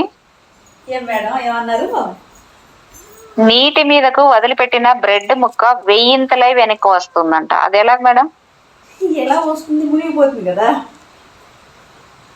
కాదు, 1000 మనం ముందుకు వస్తుంది అంటున్నారు కదా, వెనక్కి తిరిగి.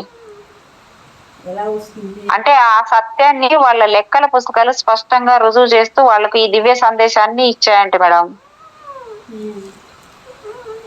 నాకేం అర్థం కాలే. వడ్డీ వ్యాపారులు కొన్ని దేశాల్లో వీళ్ళకి ఫైనాన్స్ కార్పొరేషన్స్ అనే పేరు కూడా ఉంది. దయాగుణాన్ని దాన గుణాన్ని కలిగి ఉంటారంటే మనము ఎవరం నమ్మలేము. కానీ కొన్ని గొప్ప ఫైనాన్స్ కంపెనీలు కూడా తమ సంపాదనలో 10వ వంతు టిత్తును చెల్లిస్తూ ఉన్నాయన్న విషయం మా దృష్టికి వచ్చిందంటే ఈ టిత్ వ్యాపారం ఎంత లాభసాటి వ్యవహారమో ఒక్కసారి ఆలోచించండి. వ్యాపారంలో తలలు పండిపోయిన అనేక మంది ఇలాంటి దానాలు చేస్తున్నారని మాకు తెలుసు. అంటే రాంప గారే ఇది చెప్తున్నారు మేడం. ఇది అతీంద్రియ విజ్ఞానం ఆస్తికులకే కాదు నాస్తికులకు కూడా సమాన ఫలితాలనే ఇస్తుంది. ప్రకృతి ధర్మాలు అందరికీ ఒక్కలాగే వర్తిస్తాయి. ఆధ్యాత్మిక గ్రంథాలను అదే పనిగా పఠించినంత మాత్రాన ఓ వ్యక్తి ఆధ్యాత్మికత్వాన్ని పొందలేడు.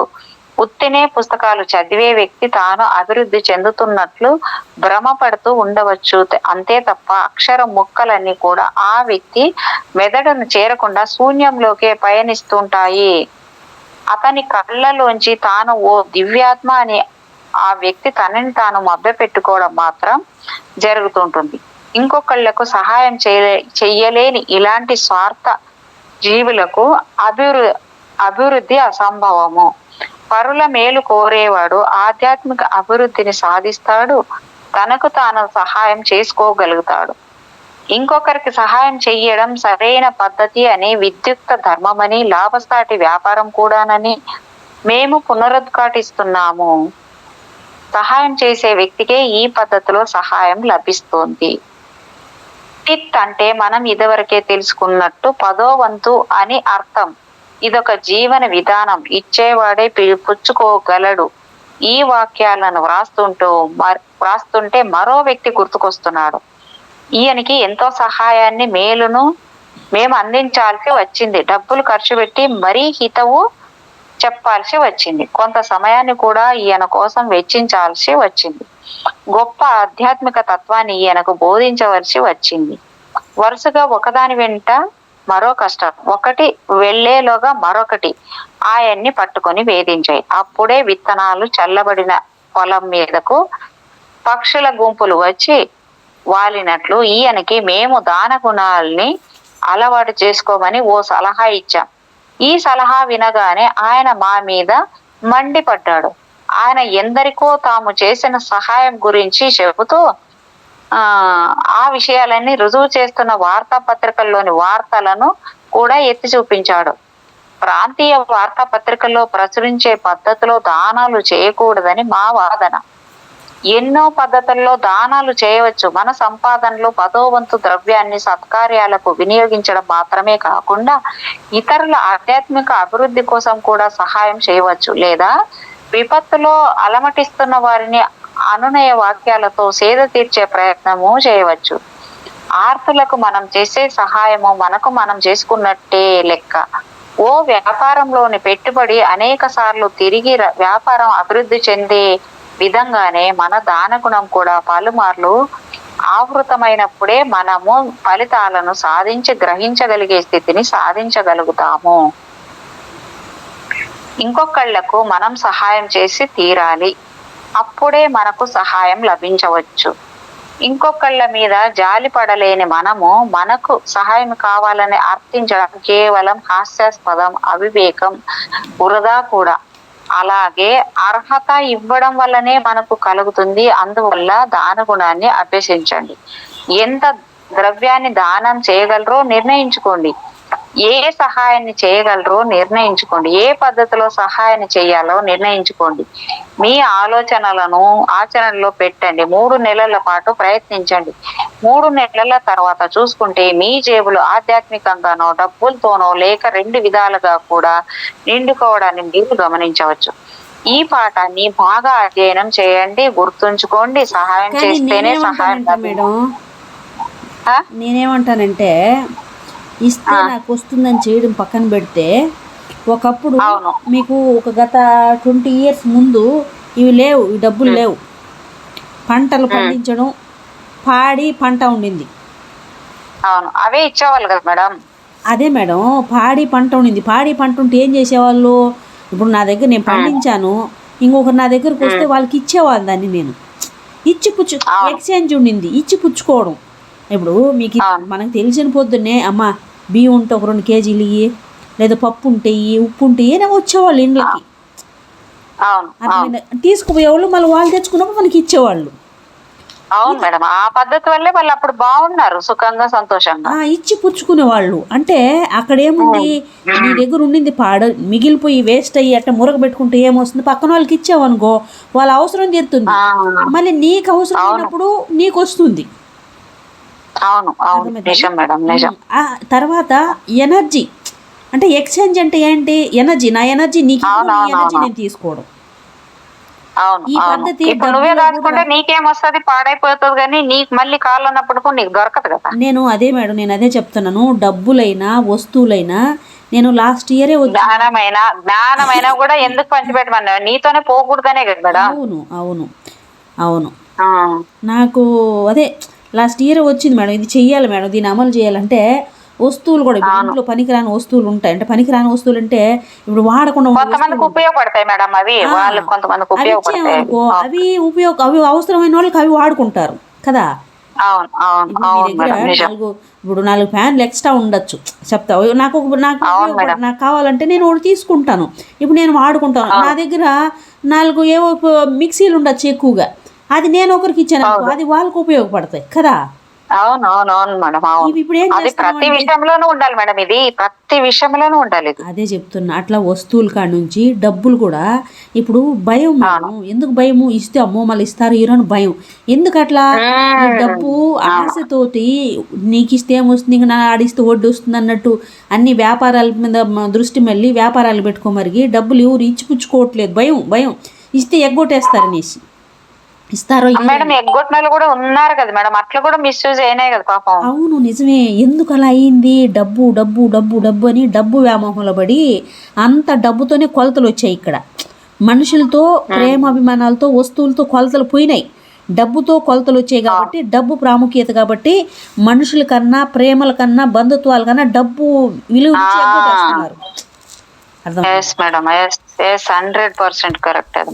డబ్బులతో కొలత వచ్చింది కదా. కాబట్టి అదే ముఖ్యమని ప్రేమలు అభిమానాలు ఈ కుటుంబాలు ఇవన్నీ ఏం ఎక్కువ కాదు, డబ్బు ఉంటేనే అన్నీ అని చెప్పేసి కాబట్టి ఎగ్గొట్టేస్తున్నారు, వెనుక ముందు చూడకుండా ఎగ్గొట్టేస్తున్నారు. ఎందుకంటే ఇది ఉంటే నాకు గౌరవం దక్కుతుంది అని, నాకు విలువని, డబ్బుతోనే నేను అన్ని సంపాదించుకోవచ్చు అని. అది దాంతో ఎన్ని పోగొట్టుకున్నాం అనేది మాత్రం గుర్తించట్లేదు కదా. అవును ఎందుకంటే అది డబ్బు డబ్బు డబ్బు ఒక్క దగ్గర కాదు. అయితే నేనేమంటానంటే మన నుంచే రావాలి మార్పు అనేది. ఇప్పుడు నా నుంచి ఇప్పుడు ఒక్కరి నుంచి మొదలయ్యి అది అందరికి, ఇప్పుడు నేను అందుకే ఒక గ్రూప్, నేను ఎందుకంటే దీనికి ఒక గ్రూప్ పెడదాం అనుకున్నా, ఒక వాట్సాప్ గ్రూప్ పెట్టి ఇప్పుడు నా దగ్గర ఏ ఎక్స్ట్రా ఉన్నాయి నేను అందరికి ఇస్తా డిస్ట్రిబ్యూట్. ఇప్పుడు అవి వేస్ట్ సామాన్లు ఇస్తున్నాం, అది చాలా మేలు, ఇంకా మంచి పని మేడం. అది ఇప్పుడు బట్టలు కావచ్చు, ఇంట్లో సామాన్లు కావచ్చు, వేస్ట్ సామాన్లకి వేసేస్తున్నాం, తూకానికి బారేస్తాం, ఏమొస్తుంది ఉపయోగించుకుంటారు కదా. వాళ్ళ దగ్గర ఉండింది అట్లా ఒకరి నుంచి ఒకరి నుంచి ఇట్లా మనం చేయడం, మనకు తెలిసిన వాళ్ళ దగ్గర చేయించడం, మనకి చేయడం తెలిసిన వాళ్ళ దగ్గర చేయించడం, ఇట్లా పోయి అవసరమైన వాళ్ళకి ఏది ఉందో వాళ్ళు ఎవరైనా అడిగేటట్టు కూడా ఉండి వాళ్ళతో తీసుకోవాలి మేడం. తీసుకోండి. ఇప్పుడు వాళ్ళకి అవసరం ఉంది మనం ఇస్తాం కదా, అట్లా మాదిరిగా అందరికి ఉపయోగపడుతుంది. అందరికి ఇక్కడ ఎనర్జీ, ఇక్కడ వస్తువులు కాదు, ఎనర్జీ ట్రాన్స్ఫర్ చేస్తున్నాం, స్ప్రెడ్ అవుతుంది. అప్పుడు ఆ భయం, ఫియర్ అది ఇప్పుడు గుజరీ పోయిందంటే అది అనగొట్టి పగలగొట్టి పోతుంది, అది కొత్త వస్తువుగా తయారవడానికి పోతుంది. కానీ దాని నుంచి వాళ్ళు ఏం బాగైతుంది మేడం దాంట్లో, గుజరీ పోయిన దాంట్లో. అంటే మరీ పనికిరానివి, మరీ వేస్ట్ అయిపోయి తుక్కువ అయిపోయినవి అటు ఉండేటివి. ఏంది ఒకటే ఉండేది, బట్టలు అనుకో 2 జతలు 3 జతలు 4 జతలు ఉండేటివి. సామాన్లు అనుకో అప్పుడు ఎవరు ఇచ్చేకి రాదు. ఇప్పుడు సామాన్లు అనుకో ఏ 1 4 3 5 10 ఉండేటివి, అవే కడిగి అవే తోమి అవే వాడు దాచిపెట్టుకుని. ఇప్పుడు అట్లా కాదు కదా, ఎక్కడ చూసినా బట్టలే, ఎక్కడ చూసినా సామాన్లే, ఎక్కడ అన్ని ఉంటున్నాయి, ఎక్కువ ఉంటున్నాయి, దండిగా ఉంటున్నాయి. ఎంత లేనోళ్ళు అన్ని సమకూర్చుకోగలిగేంత ఉన్నారు కదా. ఇప్పుడు మిగిలిపోయి ఇంట్లో మనుషులు పెట్టుకొని చేయించుకోవాల్సిన పరిస్థితికి వచ్చేసింది, చేసుకోలేక. ఎక్కడ మనుషుల కన్నా వస్తువులు ఎక్కువ ఉంటున్నాయి ఇండ్లలో ఇప్పుడు. అవును మేడం, నిజం. మనుషులు ఒకరిద్దరు ఉంటే ఇంటి నిండా ఎన్ని సామాన్లు, దాన్ని మెయింటైన్ చేయడం ఎంత కష్టంగా ఉంటుందో. అది అవి పోవాలి మేడం. అందుకని దాన్ని నేను లాస్ట్ ఇయర్ అనుకున్నా, ఇంకన్నా దాన్ని గ్రూప్ ఫామ్ చేసి ఇవన్నీ స్ప్రెడ్ చేయాలి, మన దగ్గర ఉన్న స్ప్రెడ్ చేయాలా లేని మేడం. అది ఒక నిజంగా అంటే దాన్ని స్ప్రెడ్ చేయడం కాదు, అమలు పరచండి. అదే మేడం, చెయ్యాలి మేడం దాన్ని. ఇప్పుడు ఒక 10 మంది ఉన్నాం మేడం, ఇప్పుడు చిట్టీలు వేసుకుంటారు. చిట్టీలు అంటే ఏంటి, ఇట్లా ఇప్పుడు తీసుకుంటారు వాళ్ళు, దాన్ని మార్చుకుంటారు, ఇంకొకళ్ళు కావాలంటే ఎత్తుకుంటారు, పాడుకుంటారు, మళ్ళీ వాళ్ళు కడుతుంటారు. ఇదే కదా చిట్టి అంటే. దీంట్లో అది ప్రాపంచికంగా కాకుండా మనం ఆధ్యాత్మికంగా ఈ జ్ఞానంతో ఉంటూ ఆ డబ్బు ఈదో దూరంతో కాకుండా చూసుకోకుండా మన అవసరానికి ఇచ్చారు, గ్రాటిట్యూడ్ తెలియజేసుకుంటూ మళ్ళీ నేను ఇంకొకరికి అవసరానికి నేను ఇవ్వాలి. ఇప్పుడు నేను తీసుకుని నేను వాడుకుని ఎంత హాయిగా వాడుకున్నాకు నేను ఎంత అమ్మయ్య అని ఆనందపడ్డాను, ఆ ఆనందాన్ని నేను ఇంకొకరు పంచాలి. ఒక్కొక్కరు ఇచ్చి పుచ్చుకోవడం, అర్థమైంది? ఏమి దోచుకొని మార్చుకోవడం కాదు. ఇప్పుడు మీకు అవసరం నా దగ్గర ఉండి ఇచ్చాను, నాకు అవసరం మీ దగ్గర ఉండి తీసుకున్నాను, ఇంకొకరికి అట్లా ఒకరికొకరు ఉపయోగపడుతుంది. డబ్బు ఇక్కడెక్కడ చాలా పోవడం అంటూ లేదు మేడం, లేకుండా లేదు సృష్టిలో డబ్బు, అర్థమైందా? ఉంది. కానీ చూడండి మన ప్రపంచంలో అసలు ఎంత డబ్బులు ఉన్నా ఇది కొంతమంది దగ్గర మాత్రమే ఉంది, అందరి దగ్గర సరిపోయేంత లేదు. కొంతమంది దగ్గర మాత్రమే ఉంది. పోయి ఏ డబ్బున్నోళ్ళు ఎవడు, బలం ఉన్నోడు ఎవడు అని చెప్తారు కదా, వాడి దగ్గరే పోయి అంత దాచుకునేస్తున్నారు డబ్బుని. ఒక దగ్గర స్టాక్ చేసి పెట్టేశారు డబ్బుని, ఒకే దగ్గర పెట్టేసి వాళ్ళు ఒకళ్ళే ఉపయోగించుకుంటూ ఒక్కడికే పరిమితం అన్నట్టు, అందరి దాకా వెళ్ళట్లేదు, అందరూ ఇబ్బందులే పడుతున్నారు. అవును మేడం. ఇది ఇంకోటి మేడం, ఇది జ్ఞానం కూడా అదే విధంగా ఉంది మేడం. జ్ఞానం ఉన్నోడు అందరికి చెప్పి అన్ని మంచిగా మార్చాలని చేయట్లేదు. అది వాడు కూడా కొంతమంది నాకు తెలుసులే వీళ్ళకేం చెప్పేదిలే అన్నట్టు కూడా ఉన్నారు మేడం. కొంతమంది ఉండొచ్చు కానీ చాలా మంది ఇప్పుడు ఫ్రీక్వెన్సీ మారింది, అందరూ అలా లేరు. కానీ అది కూడా ఇప్పుడు ఎందుకు ఆ జ్ఞానం కూడా చెప్పేది ఉంది, చెప్పాలనుకుంటున్నారు. కానీ చెప్తుంటే డబ్బు ప్రస్తావన వస్తుంది ఇక్కడ కూడా. ఎందుకు డబ్బు అంటే మరి వాడికి ఎలా బ్రతకాలి, వాడు డబ్బుతోనే కదా అన్ని ముడిపడి ఉన్నాయి, సర్వీస్ చేసుకుంటా. కానీ అక్కడ కూడా డబ్బు ప్రస్తావన వస్తుంది. ఎందుకు డబ్బు ప్రస్తావన వస్తుందంటే పరిస్థితులు. అర్థమైంది. జ్ఞానం పత్రిసారం జ్ఞానం అనేది ఉచితంగా దానం చేయమన్నాడు. మరి దానం చేసే పరిస్థితులు ఎక్కడున్నాయి? అది చాలా సబ్జెక్ట్ ఉంది మేడం. ఇప్పుడు దీన్ని కంటిన్యూ చేద్దాం. చాలా ఉంది. అది మాత్రం నిజంగా అంటే పత్రిసార్ సబ్జెక్టు ఇది ఎందుకు చెప్పాడు అనేది ఇప్పుడు అర్థమవుతుంది మేడం నాకైతే. ఇక్కడ అయిపోవచ్చింది. ఒక చిన్న పాయింట్ చెప్పి కంప్లీట్ చేస్తాం మేడం. ఈ పాఠాన్ని బాగా అధ్యయనం చెయ్యండి, గుర్తుంచుకోండి. సహాయం చేస్తేనే సహాయం లభించవచ్చు. మీ బ్రెడ్ ను నీళ్ల మీద అర్పించండి. ప్రతిదాన్ని చెప్పి ఎంత నీట్గా చెప్పాడు మేడం. మొత్తానికి బ్రెడ్ నీళ్ళ మీద వేస్తే 1000 వస్తుంది అన్నట్టుగానే పూర్తిగా చెప్పాడు మేడం. ఇదేదో మనం అర్థం చేసుకోవాలి. ఈ బ్రెడ్ ముక్కలేదో ఓకే ఓకే మేడం. ఇంకా 15వ అధ్యాయం మేడం రేపు చెప్తాను. మధ్య మార్గం సంతోషం నమ్మకము అనేది రేపు. Okay madam. Okay madam. Thank you so much. Thank you madam. Thank you.